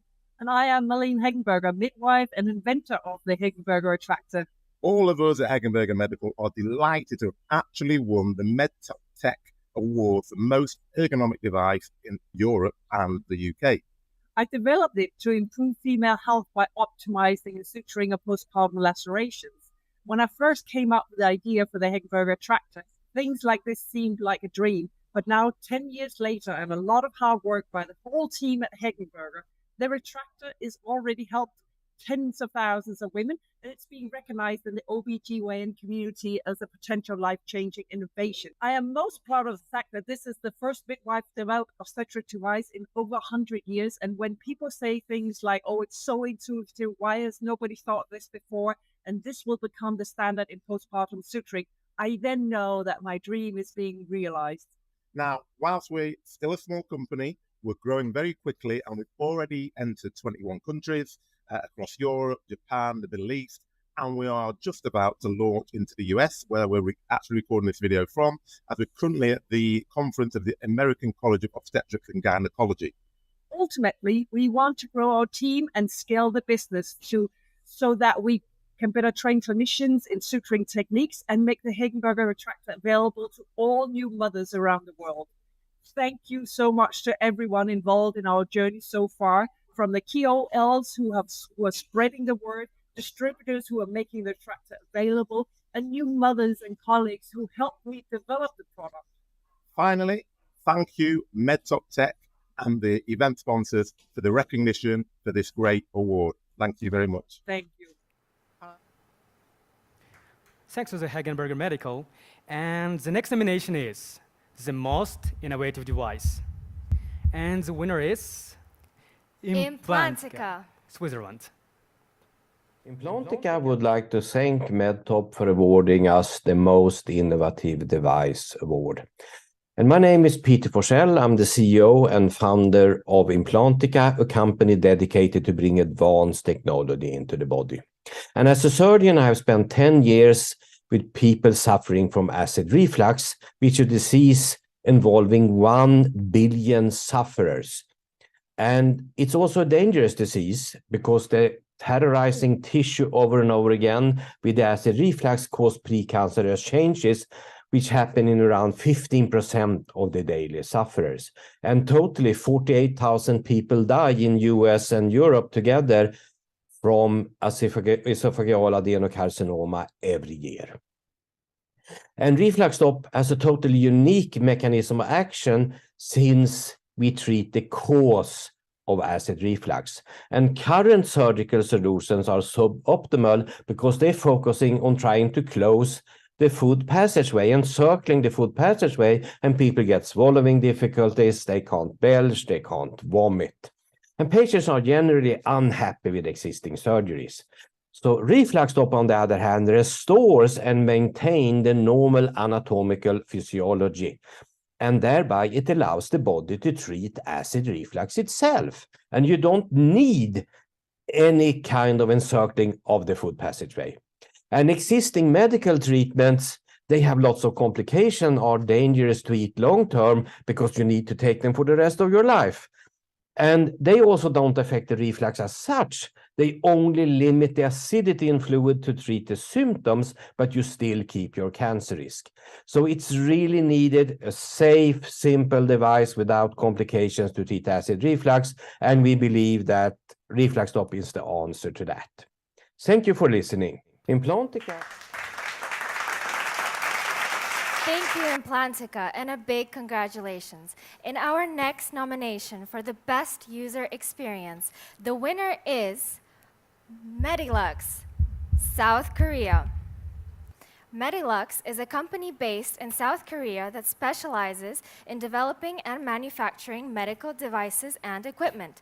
Their products include LED phototherapy devices, ultrasound equipment, and this year, Medilux has received the Medtop Tech Award for their ROCK Rock device, a handheld percussion massager designed to provide deep tissue massage therapy for relaxation and muscle recovery. Well, the next nomination is the Best Medical Device Engineering. And the winner is Ordamed, Kazakhstan.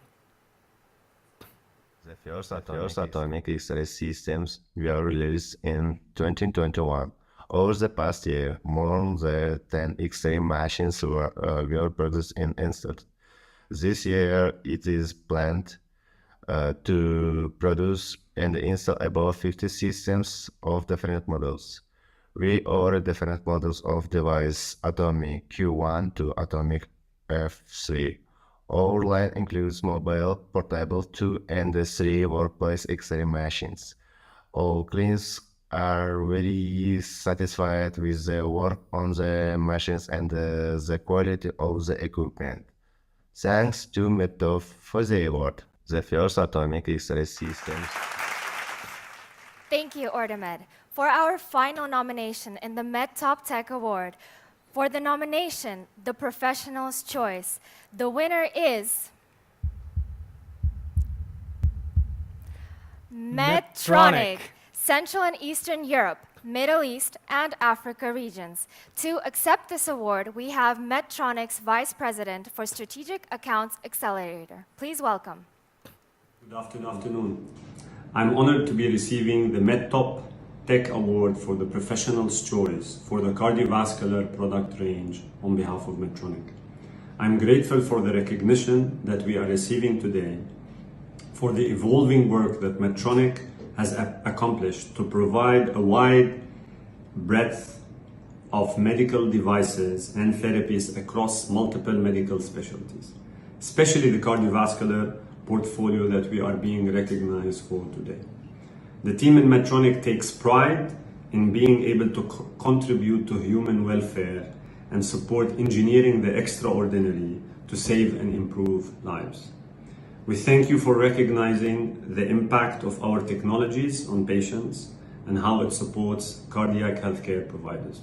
Thank you. Good afternoon. These winners and their achievements represent what we can accomplish when working towards a common goal. Their contributions have not only improved the lives of individuals, but have also created a ripple effect that will benefit future generations. Once again, we congratulate our winners and thank all the nominees. Your work is a testament to the power of human ingenuity and the difference we can make in the world when we put our minds and hearts to it.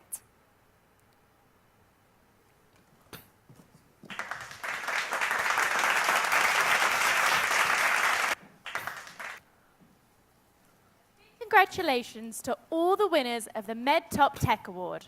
We truly recognize the significant contributions of each and every winner. On behalf of the entire Medtop team, we wish you the best of luck in your future endeavors and look forward to our lifelong partnership with you. Now, let's take a moment to recognize our distinguished judges, without whom this award would not be possible. Our jury board is international and is composed of key opinion leaders in different sectors. Our judges are highly qualified and are leaders in their field of expertise. Our next speaker is a distinguished jury board member, Mr. Mahmoud Mansi. Mr. Mansi is an intellectual capital consultant, an 8-time TEDx speaker, an award-winning author, and HR journalist. Along with the jury board, Mr. Mansi worked tirelessly to evaluate the application forms. We would like to thank Mr. Mansi for his contribution and give him a warm welcome. Hello, everyone. This is Dr. Mahmoud Mansi. I'm a human capital consultant and educator and the founder of Hydration Meditel magazine. And recently, I was honored to be one of the judging panels of Medtop Award. Our session today is about leadership. Why we chose the topic leadership? Because leadership is important in all different industries, including, or maybe specifically, the healthcare industry. As many other things, the definition or maybe the concept or philosophy behind leadership changes from one era to the other, according to the market, according to the psychology of human beings and how they want to be led, and according to many other aspects. So my question to you is, as a leader, what is your role? What should be the main priority of your role? Now on the slides, we're going to find 4 different choices. Maybe they're 4 correct, but let us discuss each one of them. Which one is more correct than the other? Or maybe more comprehensive?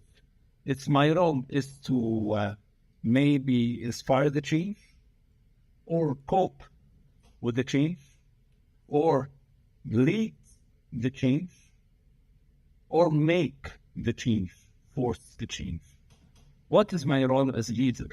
Leader, strategic leader, a people leader, a financial leader, a decision maker, an owner of an organization, or the CEO.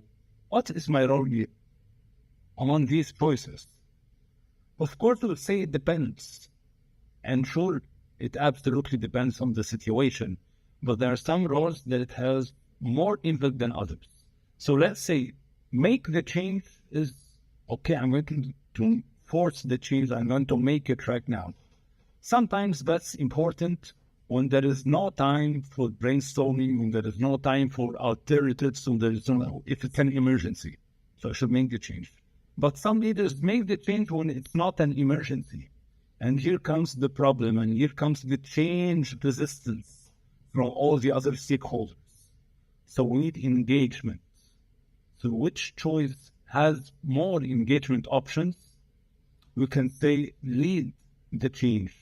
So lead the change is, I'm the leader of the change initiative, I'm the leader of this idea, but I'm leading it.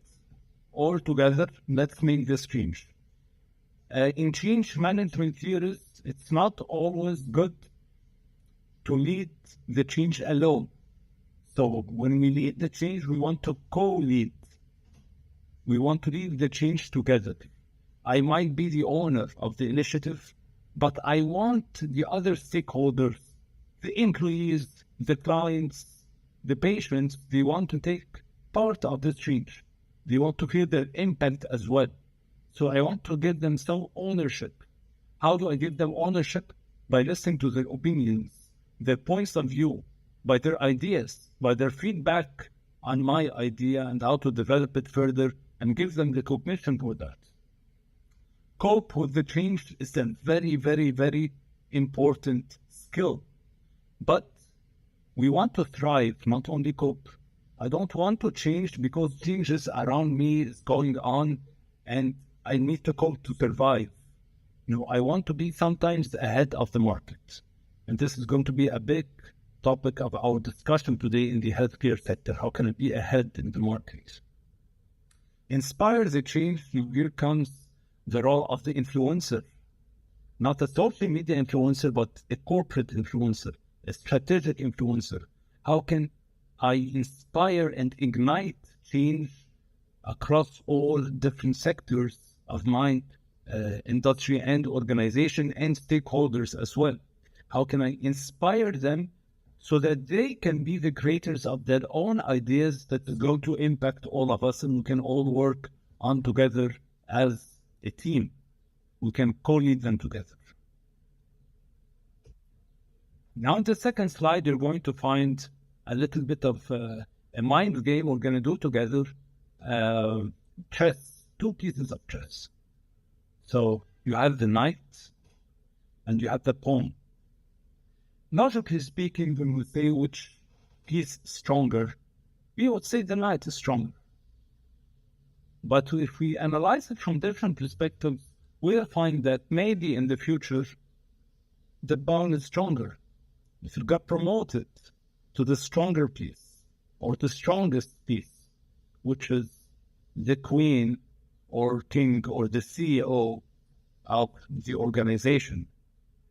But even this piece, the strongest piece in chess, after it gets promoted, it's powerful because it can do all the moves, the bishop, all the other moves. However, except for the move of the knight. So even the CEO of the organization needs this skill or this talent or this personality of the knight.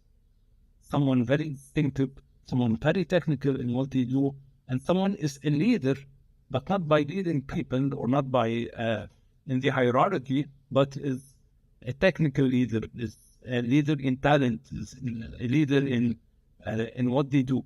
They do what they do best. So I need to know, understand my people, the people I'm working with. What kind of structure are they seeking? Are they interested in having leadership positions and in the hierarchy, or they're interested to become like the knight? Very professional in what they do, always updated with new best practices, attending conferences, speaking in conferences, always certified in whatever is new. They're always ahead. If an organization closes today, the next day you'll be the first people finding jobs because they're professional consultants, they're professional experts in what they do, but they do not take leadership positions. So it's very important to know what kind of talent I have as a leader so that I can leverage this talent, not put them in the wrong place, not put them in the wrong projects or in the wrong role, and I can capitalize on that and I can motivate them in how they want to be motivated. In the next slide, you will find the maestro. What is the maestro? Now, every musician you see in this picture, they spend years and years of hard practice. And if they just go on the stage alone, they will do spectacular show. But together, even though they're very well practiced and professionals, there is no maestro. All what you're going to hear is what? Noise. So here the maestro is the leader. But we don't want to be the type of maestro that every night plays the same symphony. So, okay, that's an excellent manager, excellent leader, okay, excellent motivator, but we need the innovation part. I want to be the leader that every day we might be playing the same orchestra, but we can be performing it in a different way. Maybe we can play something different. Maybe we can invent our own. Maybe. So there should be progress. And only progress in keeping the quality of the orchestra that every single night it's exactly playing with the same quality. Now, how can I change the standards of quality? How can I make different features, add different features to my service, to my products? Add a different vision, perhaps. And that's what we're going to talk about just a little bit later on. So a very big problem in all sectors, it's not only in the healthcare, but maybe in the healthcare specifically as well, is people, they don't feel that they're using their full potential. So I might be working in something, whatever, in nursing, in administration, in the medical, in research, whatever I'm working in, but I have strategic ideas. I have opinions to make my hospital or my institute or whatever entity it is a better place. But I'm limited with job description. So here, how can I maximize to be the right person, working in the right place, but using my full potential, using 100% of my talent, my knowledge, my opinions, or let's say call it corporate voice, my voice, voice for innovation, voice for positive criticism. How can I do that? Through this model simply. This is 4 stages of employee engagement transformation model published in one of my books. And that was actually my DBA, my doctorate thesis research. So it's about engaging your employees not only emotionally but intellectually. Whatever the job description is, whatever their hierarchy is, they're all leaders. They all have a voice, they all have an opinion. So instead of creating a SWOT analysis created by the top management, no, we will engage every team. We will listen to the top managers. What is their perspective of the strengths and weaknesses and opportunities and threats of the organization? And we also listen to the employees and people working with their hands, hand to hand with patients, to understand how do they see the strengths and weaknesses from their perspective. Now we're going to create a full picture, not only a picture from the top, no, top, bottom, and all 360 degree. That's an example. So I need to engage my employees strategically, to plan with me, to get inputs, to tell me what are the challenges we're facing in the business, and to suggest solutions as well. So here comes, I'm engaging them not only strategically, but in decision making. I can engage them in challenges we're having and how we can resolve them, and which alternative is best for us, and we discuss it. So they're going to feel ownership, and I'm also preparing them to become the future CEOs of this organization, or future managers, or future directors, seniors in the organization. So I'm doing succession planning at the same time. And here comes the final intellectual engagement form is we are engaged towards the product or service we're offering, how we can develop our products and services. Now, speaking about healthcare, we need to re-engineer the vision of healthcare from acting towards fighting disease to preventing disease or minimizing the occurring of diseases. So let's see what's the future humanitarian vision of healthcare from one of the researches I conducted. This model is also my model. Futuristic mission statement of the healthcare sector worldwide. So we can survive with our humanity, not only survive and cope, but thrive as well for a better humanity, for the sake of everyone, not only a specific country.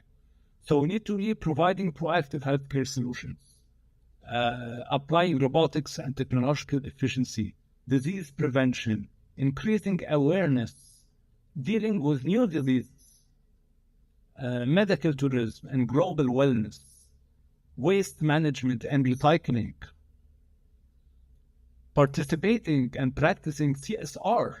Our employees, our doctors, our nurses should be performing activities for community work as well. It doesn't have to be related to healthcare, by the way. Patient trust towards artificial intelligence. We need to build this trust by having high quality artificial intelligence. We don't even trust our phones sometimes. So how can we trust a sophisticated operation done by AI? A question we need to ask. We need to work with healthcare influencers. We need to become influencers ourselves. We need to partner with NGOs that are working towards the Sustainable Development Goals, especially health. We need innovating in management and operations. We need to maximize the patient experience and technology enhancement, and we need to invest a lot in clinical research. So this leads us to what are the skills we need as futuristic healthcare leaders in order to fulfill this mission and vision.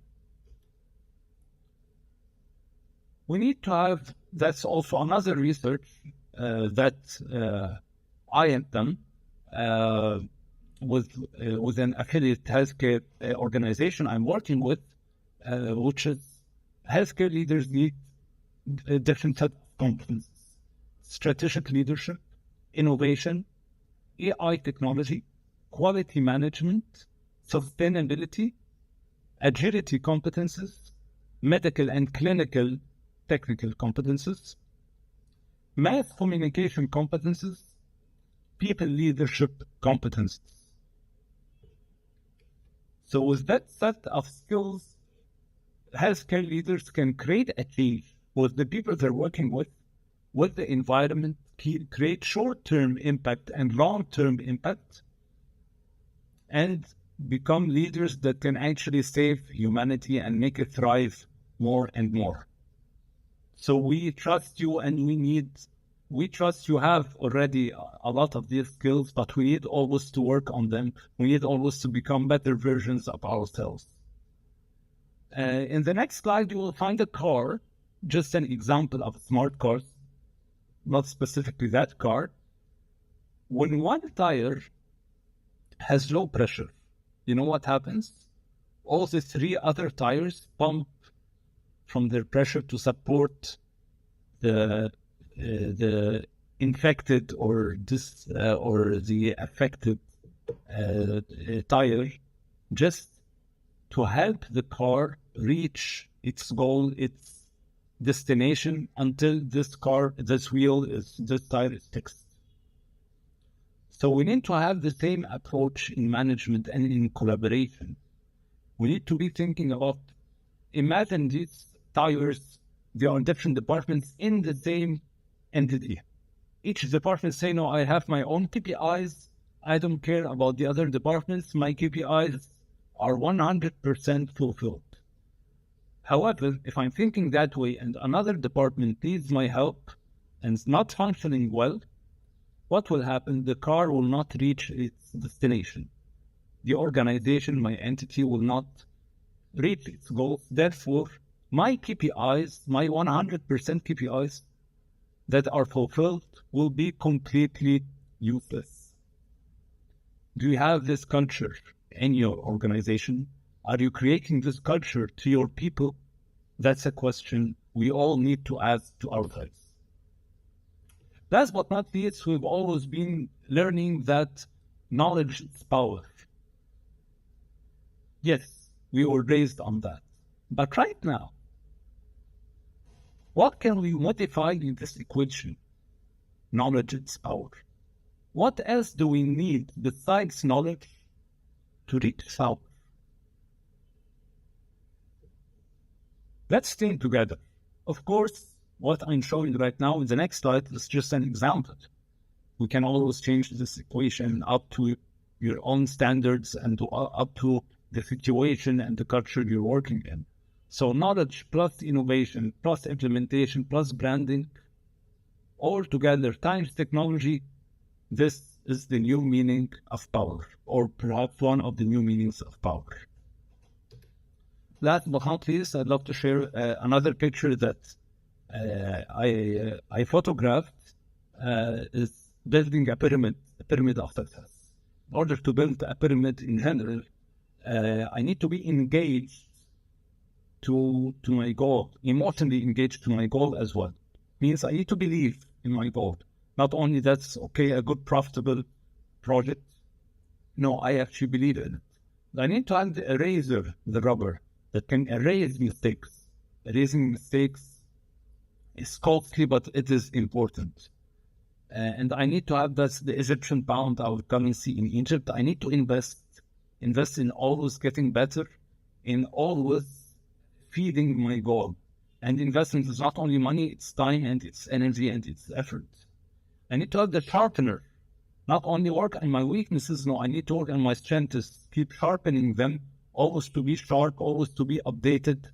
My strength is my competitive advantage. I need it always to be a competitive advantage. Last but not least, I need to always have a break, the monk. I need always to enjoy my time. Even if I love what I do, I need to have some time of enjoyment for myself and for my team. Thank you so much. It was a pleasure actually talking to you today. I would love to be connected with you. My LinkedIn, Mahmoud Mansi, HR philosopher, a nickname. My Instagram, mahmoudmansi.hr. I always love to be connected, and it's a pleasure. And thank you for the Medtop amazing team and organizers that I respect very much, and I love the style of your work and the innovation and how respectful and smart they are. So thank you so much for giving me the opportunity to all work together in this. Thank you, Mr. Mansi. Our next category is the Medtop People Award.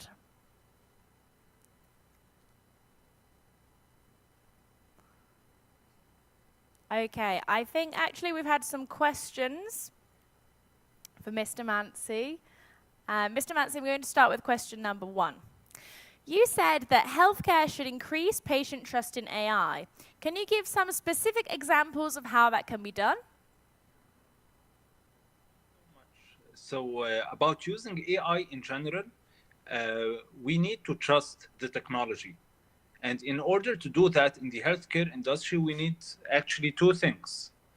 To invest in efficient and effective technology that we can actually trust ourselves to brand it, so we can encourage people to use it bravely with confidence. That's the first thing, that we assure that the AI is 100% safe, or as safe as possible. Nothing maybe is 100% safe, but as safe as possible. And the second thing is, to gain the trust of people, we need to invest in long-term awareness. That's not something that's gonna happen in one day. We know that. So we don't want to be frustrated.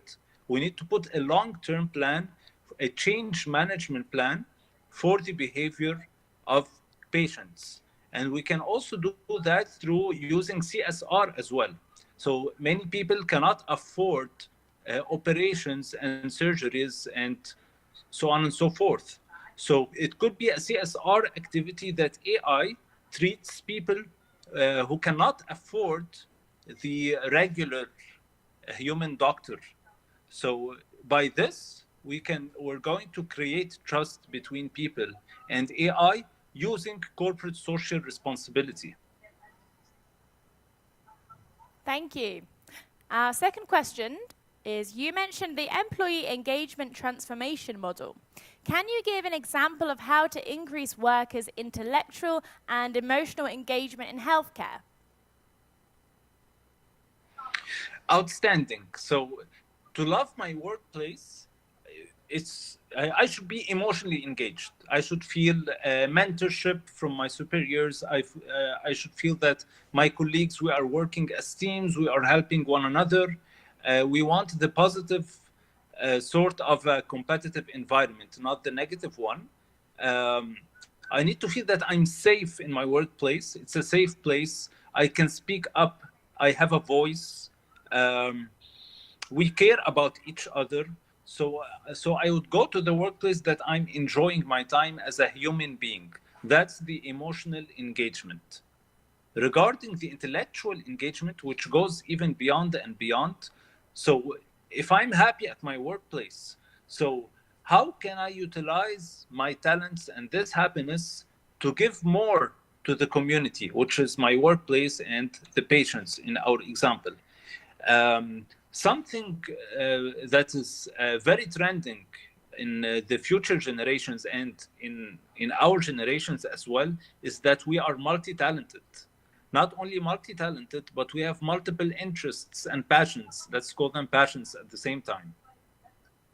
So these passions might sound contradicting to some people, but they actually complement and complete one another.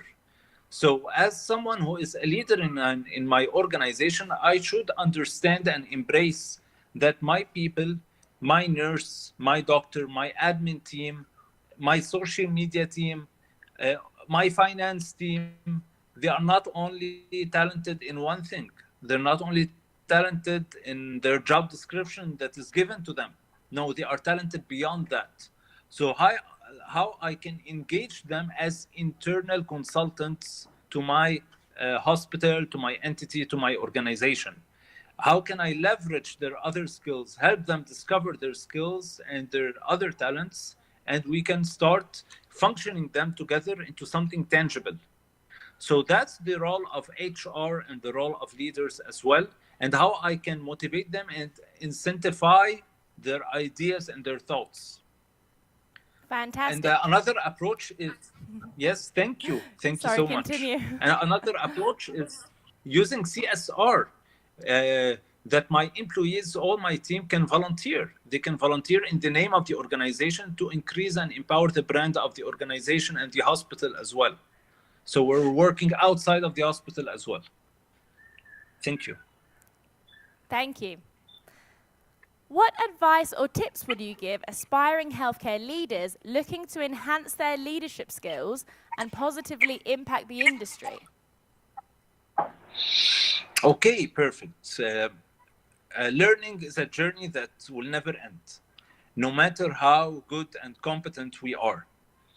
Learning as an entity, as an organization, and as a human being, because what I'm offering today might be the best in the market.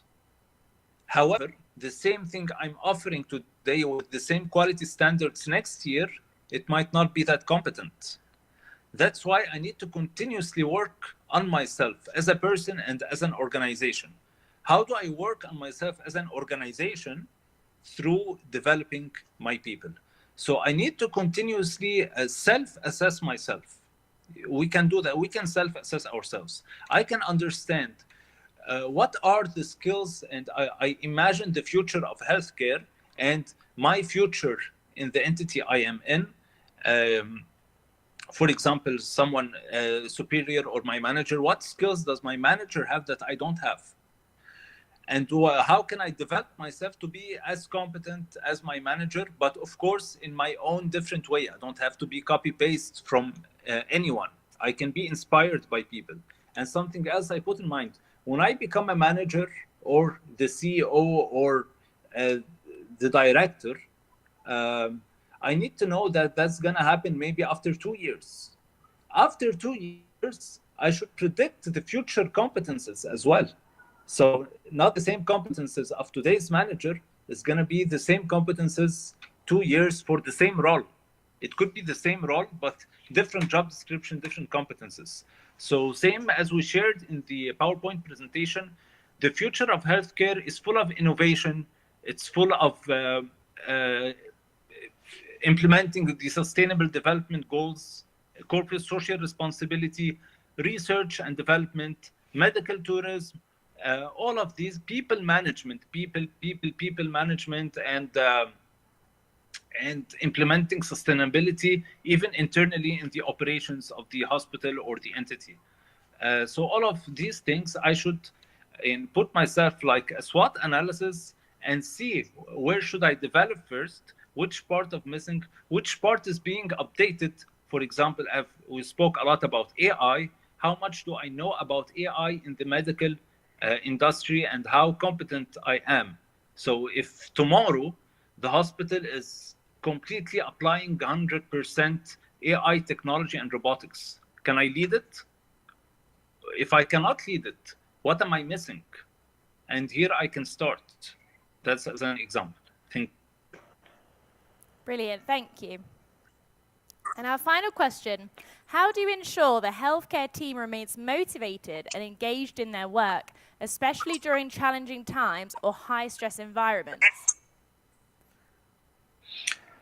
In challenging times, what keeps us going is that we remember the good things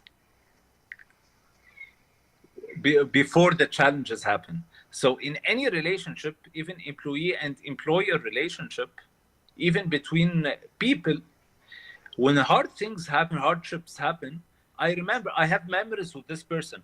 I trust this person. I trust this entity. This entity have been treating me very well, giving me my rights, giving me voice, giving me empowerment, giving me development, giving me future career, making my dreams come true.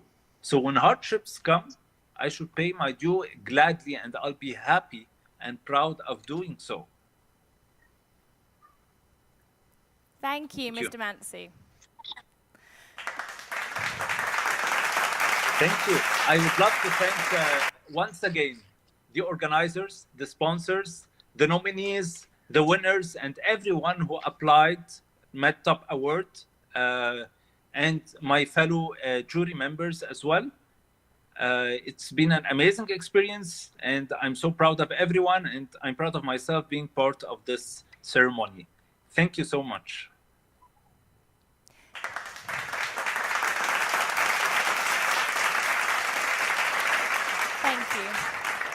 So, our next category is the Medtop People Award, an award for healthcare industry experts, physicians, doctors, and other professionals who have made a significant contribution to the development of the healthcare sector. The label is awarded in various categories, from surgery or development of innovative approaches to diagnosis, as well as the creation of promising areas for the treatment of various diseases, and managing a business as a founder or a top manager. Our next video is about the tremendous work and determination doctors around the world contribute. Doctors overcome daily challenges to deliver the utmost care for their patients and continue to drive healthcare around the world. Up next, Medtop brings you one such inspiring journey of a doctor.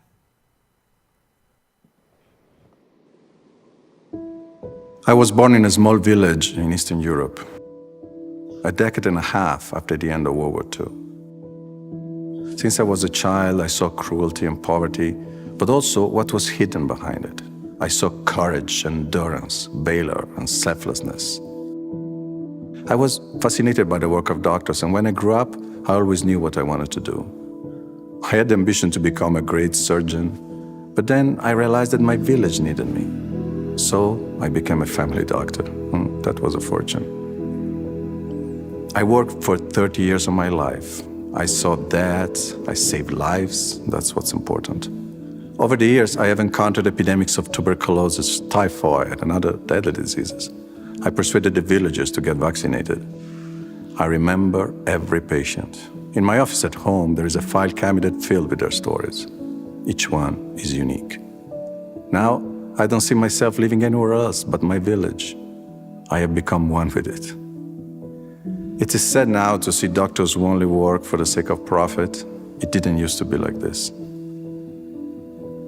But I'm very happy to see a new generation of doctors, paramedics, and nurses who are committed to their jobs. They use new technologies which speed up diagnosis and treatment, where in the past it could have taken weeks or even months. Even with this new technology, though, and a new style of communication, I'm glad to see that doctors work together and care about each other.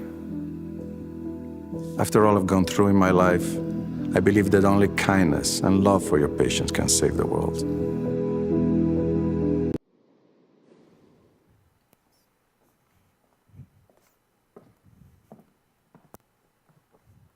This year, Medtop had the unique opportunity to raise awareness around serious illnesses and diseases, such as breast cancer, and shine a spotlight on the collaborative efforts of healthcare members to find effective treatment for chronic diseases and contribute to the continuous fight against cancer worldwide. Let's take a look back at our Breast Cancer Awareness Week.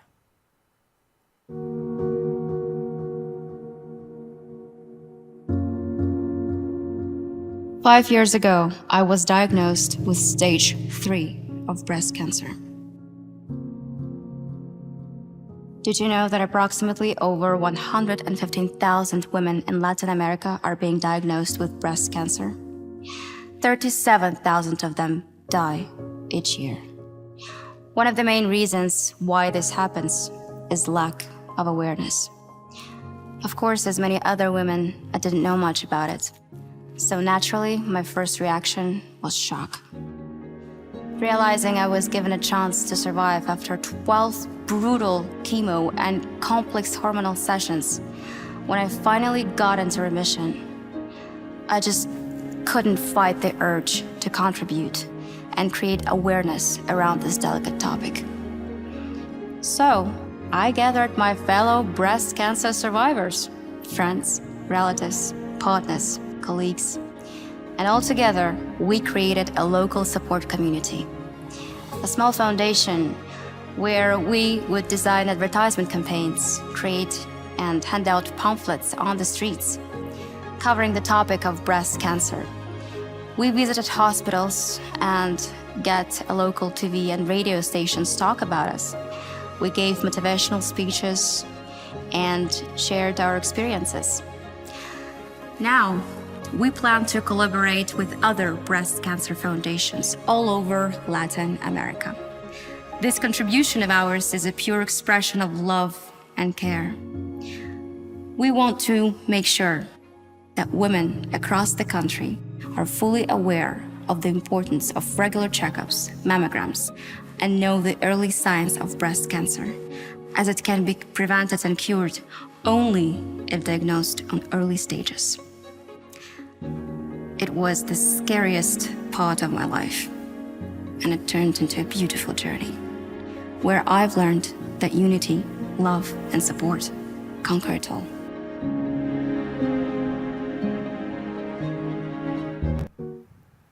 Such interesting topics, it's really challenging to be a doctor.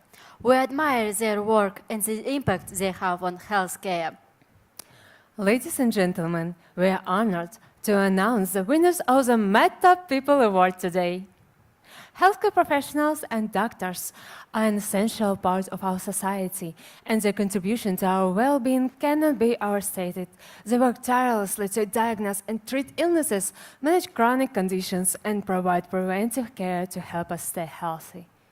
The COVID-19 pandemic has brought to the forefront the crucial role that healthcare professionals and doctors play in our lives. They have been at the forefront of the fight against the pandemic, risking their own health to care for those infected with the virus. It's important to appreciate and support healthcare professionals and doctors, not only during the pandemic, but also in everyday life. Their tireless efforts deserve the utmost recognition in global areas. Therefore, we are proud to be able to shine the spotlight on achievements and efforts of our physicians, doctors, and healthcare professionals in the Medtop People Award. And the winners of the Medtop People Award are... In the nomination for Excellent Role Model, the winner is... Dr. Abe Malkin, the USA. I am so proud to be able to accept this award on behalf of Dr. Abe Malkin, the CEO and founder of Drip Hydration and Concierge MD. Dr. Malkin truly has been pivotal in developing a global brand, with the core focus of delivering on-demand access to health and wellness services across the USA, Asia, Europe, and beyond. Our hope is to continue to grow our teams and build opportunities worldwide, with the goal of sustainable access to health and wellness for all populations. Thank you to Dr. Malkin for embodying a true modern leader, for pioneering global change and scaling the scope of modern health and wellness worldwide. Thank you, Dr. Abe Malkin. And for the next nomination, the Effective Treatment Specialist, the winner is... Dr. Fahad AlAql, Saudi Arabia. Hi everybody. I would like to thank Medtop for this award, and I would like to take this opportunity to talk about the challenges facing neonatal care. Actually, care of newborns, especially premature and high-risk babies, face a lot of challenges in many countries around the world, especially in the developing countries.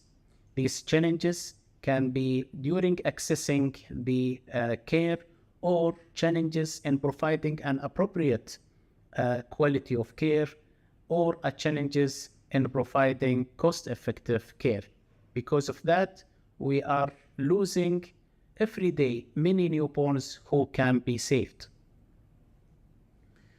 With the fast development of this subspecialty, the challenges actually are increasing, and the need for help is increasing. During my last 20 years journey in improving neonatal medical care, I worked in different initiatives from different directions, not limited to the intervention and treatment, but including preventive measures and sustainability of the quality of newborn care. And my advice is that we must continue not only to participate in providing more of our expertise in improving neonatal medical care, but also innovating new methods, utilizing the latest technology to help newborns all over the world and to protect our future generations. At the end, I would like to thank Medtop team and the selection committee for this award, and I wish them more progress and success in supporting the improvement of medical care in various medical fields. Thank you. Congratulations. In the category Modern Leader, the winner is Sanobar Syed, Canada.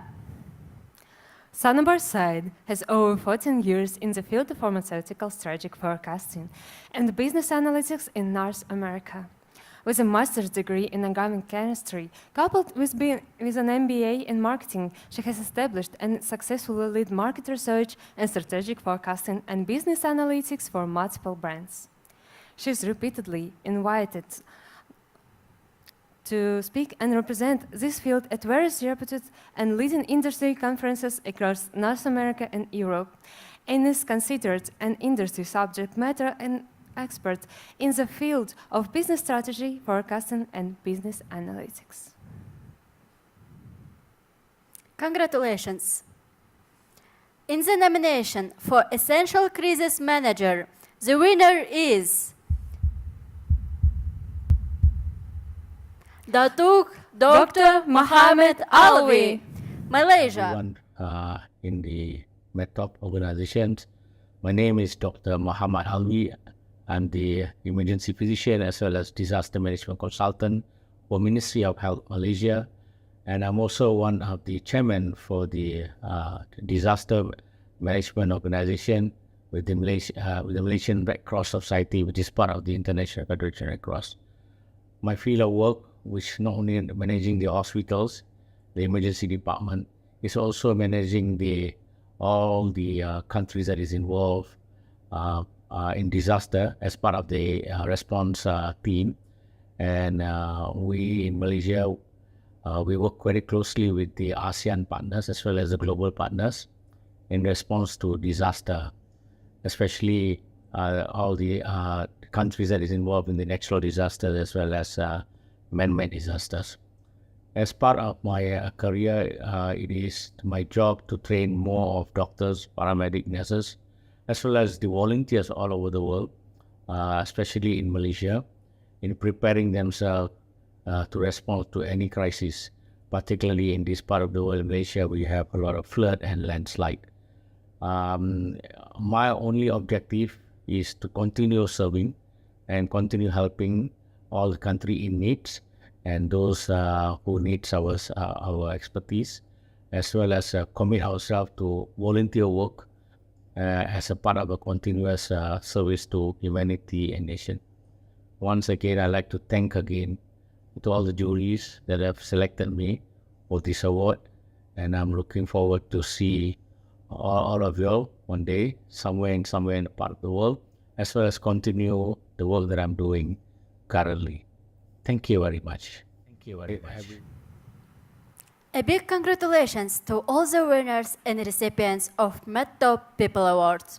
We look forward to establishing a long-term partnerships with each and every one of you.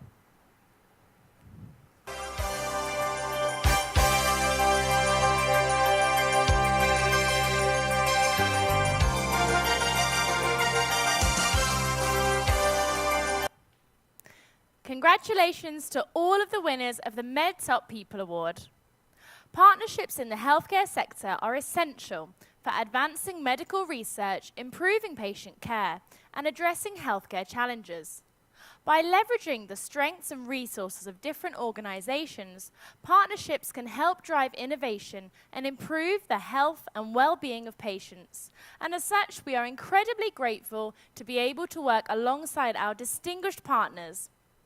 MedStandard, a leading firm with almost 20 years of experience in healthcare regulatory consulting, working with a presence in over 20 countries. MedMedia, a congress operator with 16 years of conducting the medical conferences with more than 100,000 listeners. Medical Incubator, the Medical Innovations Incubator, GmbH, specializes in connecting the 4 C's of the healthcare industry: commercialization, certification, clinical studies, and copyright. Clinics and hospitals play a critical role in our healthcare system, providing essential services such as diagnosis, treatments, and preventative care to people of all ages and backgrounds.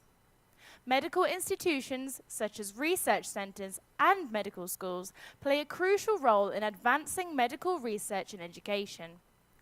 These institutions conducted groundbreaking research, trained healthcare professionals, and provided valuable resources to healthcare providers and patients.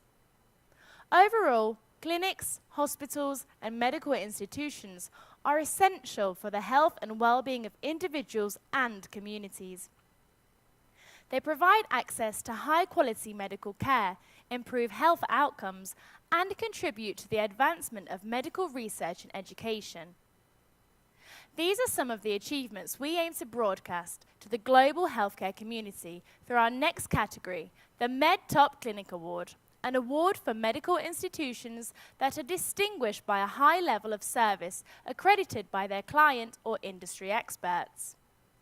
Here at Medtop, we aim to take on a holistic approach in highlighting the importance of an organization not only taking care of its core business, but taking care of its most valuable asset, its people.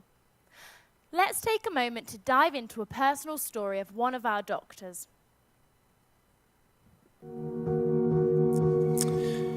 It's kind of a personal story, and you know, it's really hard to talk about it now.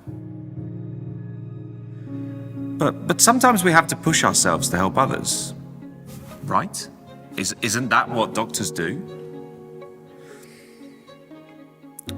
It wasn't my first patient.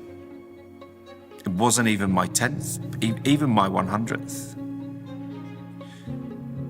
As I remember it really clearly now, it was just your average evening in the hospital. I had to see a patient in A&E. Her name was Ellen.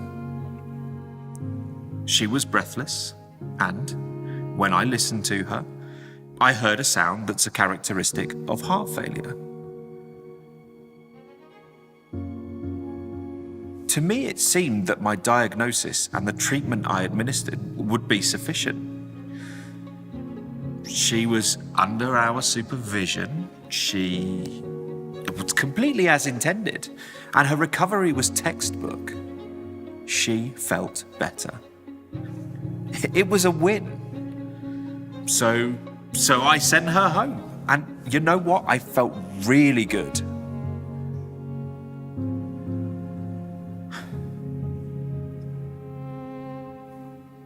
And that's when I made my first mistake. I sent her home.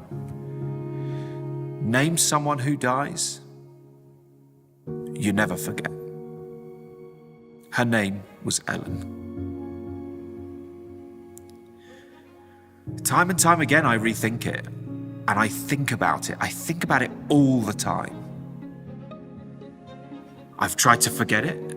I even considered leaving the profession. But all I've done is work myself almost to breaking point. The wound just did not heal. Years later, I found myself in depression. And only after therapy with a psychologist did I really understand what I needed. I want doctors to be more respected. I mean, I think we already are. But what if society really needs a new medical culture? One where doctors are not afraid to hesitate in asking for psychological help. A culture where this is perfectly normal.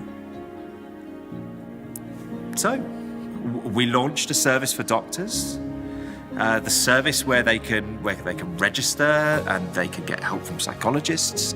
You see, just like everybody, all people in all professions, doctors need help and access to a wide range of support. And of course, it's not just about work. We burn out. We have families and personal concerns. Doctors are superheroes, but even superheroes make mistakes. So my goal is to help doctors share their experiences and, support those who are afraid to admit their mistakes. I really hope that this will help society to evolve, to humanize it.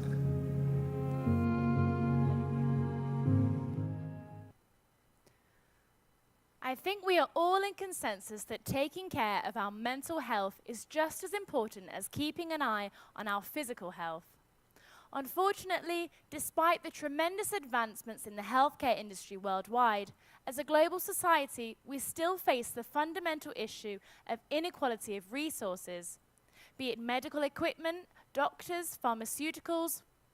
Here at Medtop, we make it our core mission to be the driving force of inclusivity and equality in healthcare. As such, this past year we raised awareness on the importance of finding ways to provide affordable medicine around the world.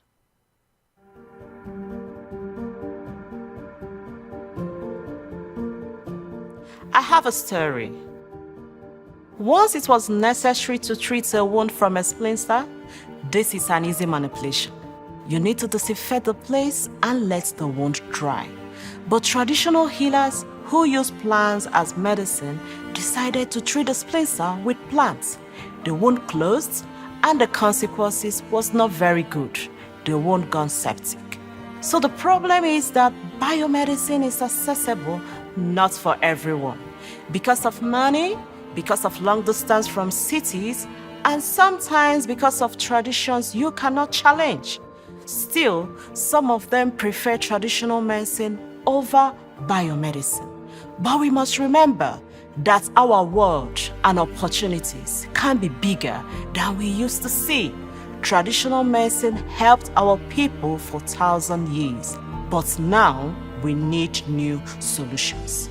Some countries still need really qualified doctors to work in provincial central hospitals. Me and my fellow students decided to help through talk. We have negotiations with doctors from Europe and invite them to work here. We just want to provide modern solutions for everyone because everyone deserves affordable medicine.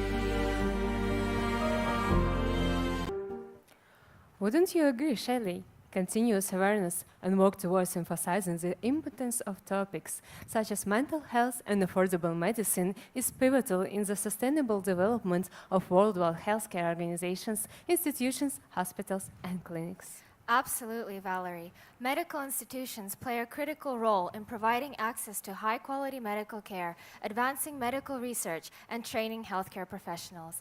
Therefore, some of the judgment criteria for the Medtop Clinic Award were focused around the quality of patient care, training of doctors and medical staff, innovation, research and development, partnerships, interaction with the broader community, and sustainability efforts.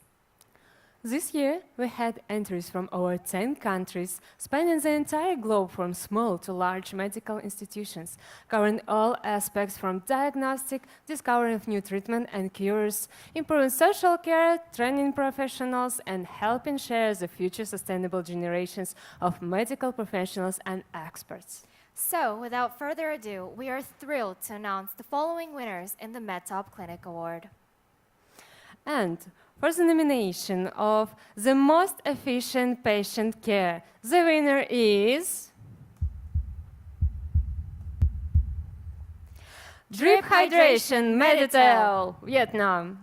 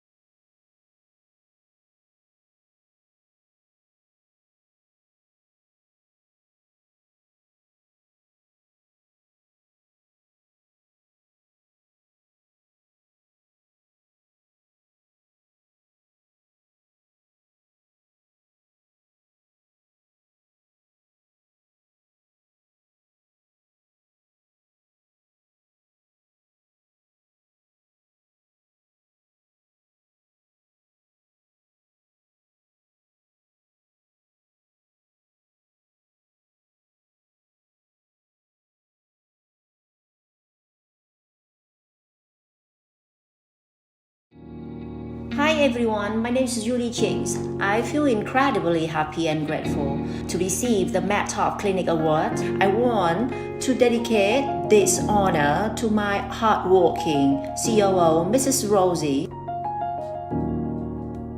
So now, Rosie, let's talk to the world about our Drip Meditel clinic. Hi everyone, my name is Rosie, as COO of Drip Hydration Vietnam. I want to thank Ms. Judy Chin for sharing this award to us today. On behalf of our team, we are honored and surprised to receive the Medtop Clinics Award 2023 for Drip Meditel model of Vietnam. Understanding the difficulties of customers every time they have to come to the crowded public health hospital to treat the disease, the Meditel model is the solution to educate customers about preventive medicine.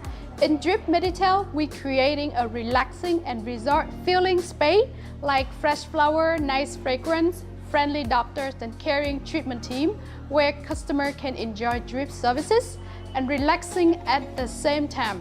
So customers can leverage all the physical and psychology treatment to prevent the health problems. As the result, we can enjoy life with the longevity, health, and happiness, which is our mission. After a while operating Meditel model and witness the benefit for customers in developing health, we want to spread out this health model around Asia. Our mission is to extend to 100 branches around Asia. We know that this is our challenge, but our strong belief that the Drip Meditel can make population health getting better, that can lead us to be. Once again, we're having much appreciation for Medtop Clinics Award for giving a highest award of the best clinic for Drip Meditel Vietnam. Thank you.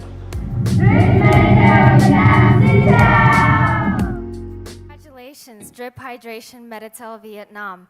In our next nomination for the effective treatment of a world essential disease, the winner is LÖSEV, Foundation for Children with Leukemia, Turkey. Hi, this is Lilia, I'm General Coordinator of LÖSEV. LÖSEV was founded in 1998 by 3 doctors who believed in a holistic approach for treatment of leukemia: medical treatment, good hygiene and nutrition, moral motivation. Our greatest achievement is providing support for more than 75,000 registered patients since first day and trying to reach more patients every day. We reached 94% success rate in our LÖSEV Losanta hospital today. Our biggest contribution to the health sector is establishing Losanta Hospital with the donations of the Turkish people. Our greatest desire is to see a world in which all children with cancer have equal access to health care and that no child dies due to impossibilities. In the long term, we will continue our efforts by increasing our activities until not a single child dies of the disease. Hi. Thank you, LÖSEV.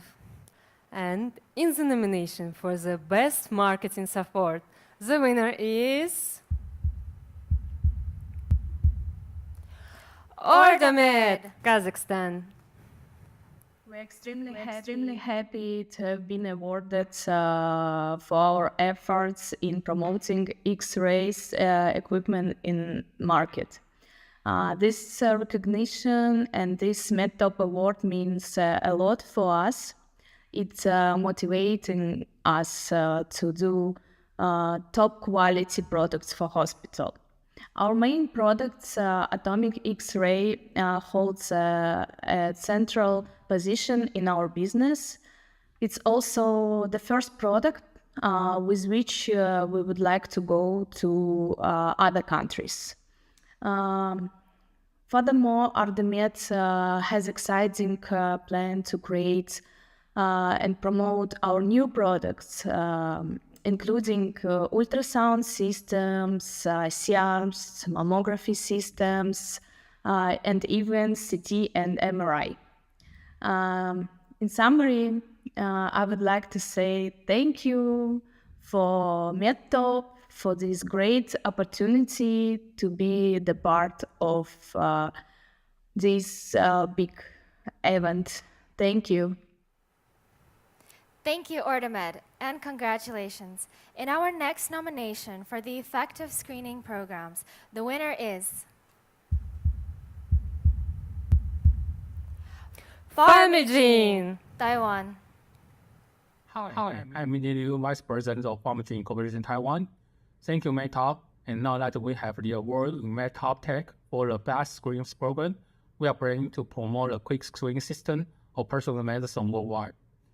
As a leader of developing pharmacogenomic products, PharmiGene is focused on improving the safety of medication. Everyone needs to take medicine when sick, and the most important thing is to know your response with each drug. Now we have already known that gene can help us to predict or prevent the adverse events of some drugs. And the PharmiGene keeps working on translating the gene information into a detection tool that the health professionals and the general public can understand the risk of using drug and make medication more efficient and more safe. Thanks again, the PharmiGene will keep moving to offer more useful tools for reaching the goal of precision medicine. Congratulations, PharmiGene. And for the nomination, the effective collaborations and partnership, the winner is Vmarsh Healthcare, United Arab Emirates. Good evening, everyone. We have just learned that Vmarsh Healthcare has won the Medtop Award for 2023. And we all are so thrilled, excited, and thankful to Medtop for honoring us with such a esteemed recognition. I would like to thank all the team members at Medtop, the juries, the judges. More importantly, I would also like to congratulate my fellow nominees. I think we all are winners here. And looking at the kind of work our fellow nominees are doing, it makes me very happy to see that, there is so much of innovation and so much of new things happening in healthcare and so much momentum to make us as one big, connected, successful ecosystem. So all of us from Vmarsh Healthcare are very thankful for such an honor.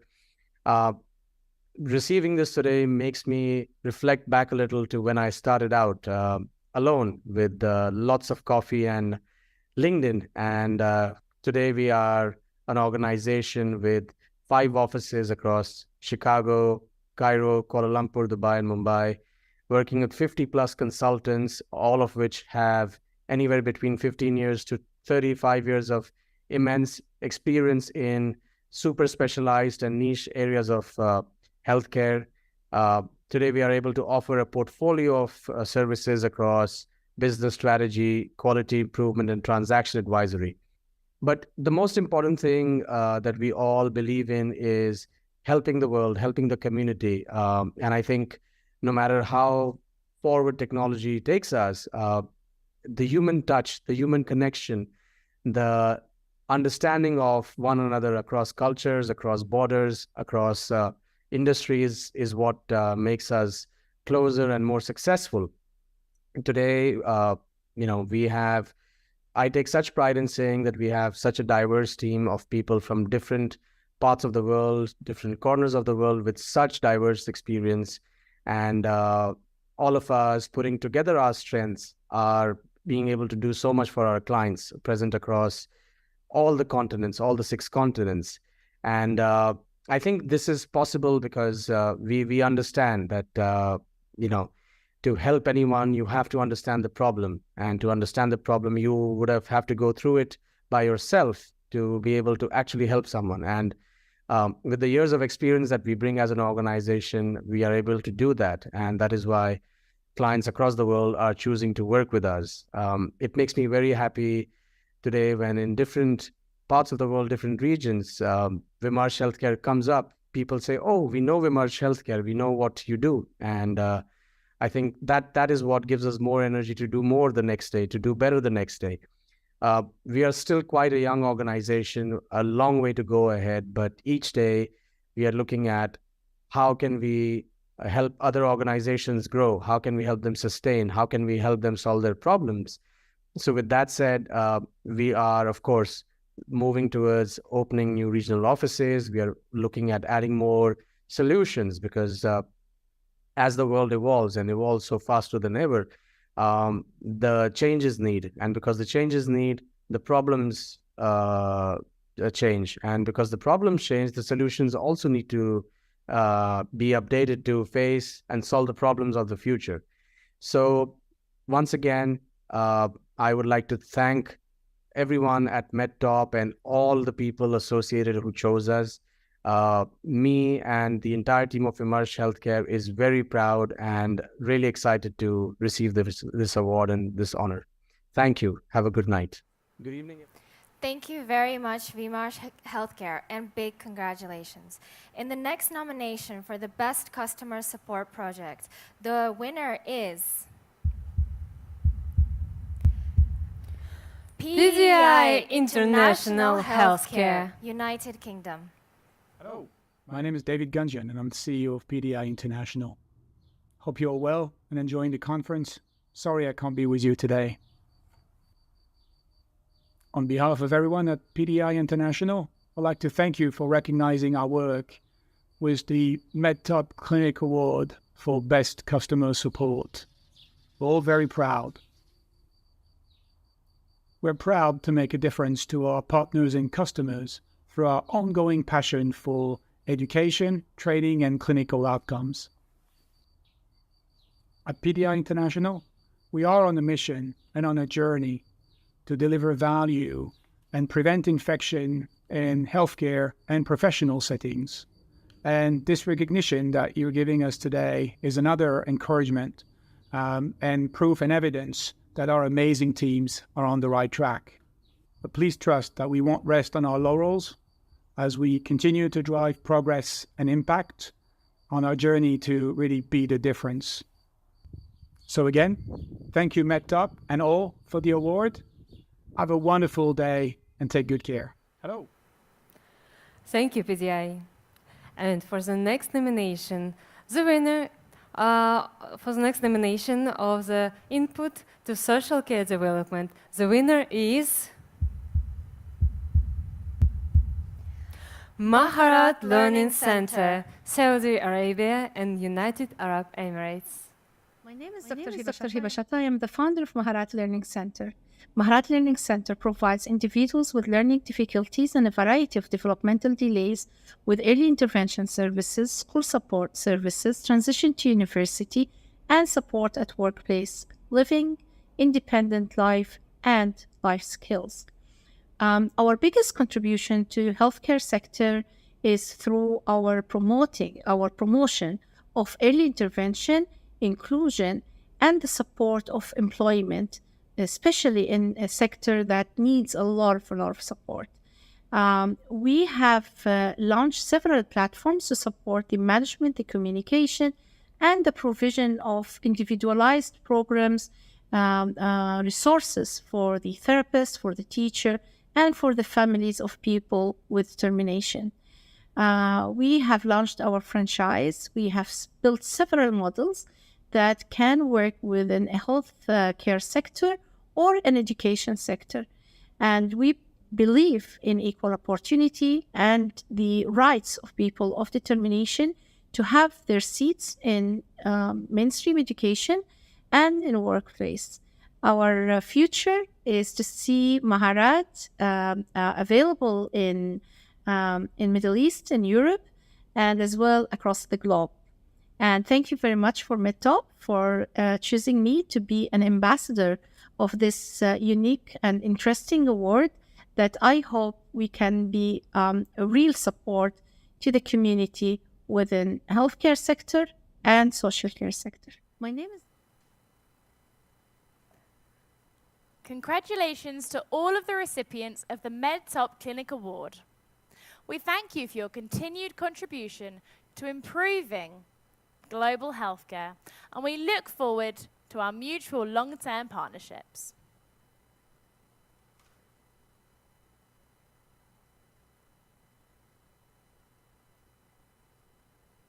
A big congratulations to all of the winners of the Medtop Award in all of the categories.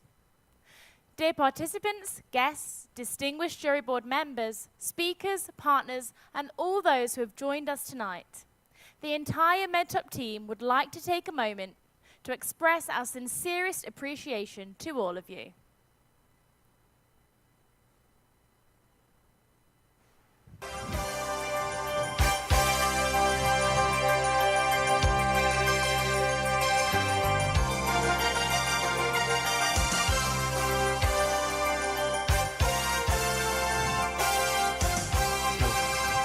We have gathered here tonight to honor those who have demonstrated exceptional dedication, commitment, and innovation in their respective fields. Each and every one of you has made significant contributions to society, and we are honored to recognize your achievements tonight. As we close this event, let us not forget the hard work, passion, and dedication that it takes to reach such heights of excellence. We must continue to strive for progress, push boundaries, and inspire the next generations to reach even greater accomplishments.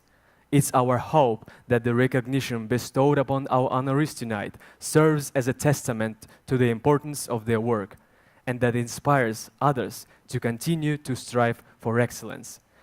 This brings our inaugural Medtop Award ceremony to the end. The entire Medtop team would like to thank Francesca for being such a wonderful host. Once again, thank you for being a part of this special event. We look forward to continuing our work together, and we hope to see you next year for the Medtop Award 2024. Thank you, and we don't say goodbye. We say, see you next year.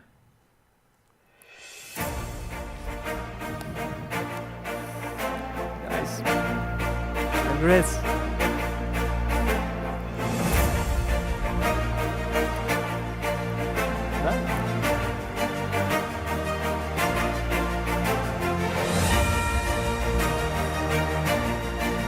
That's it?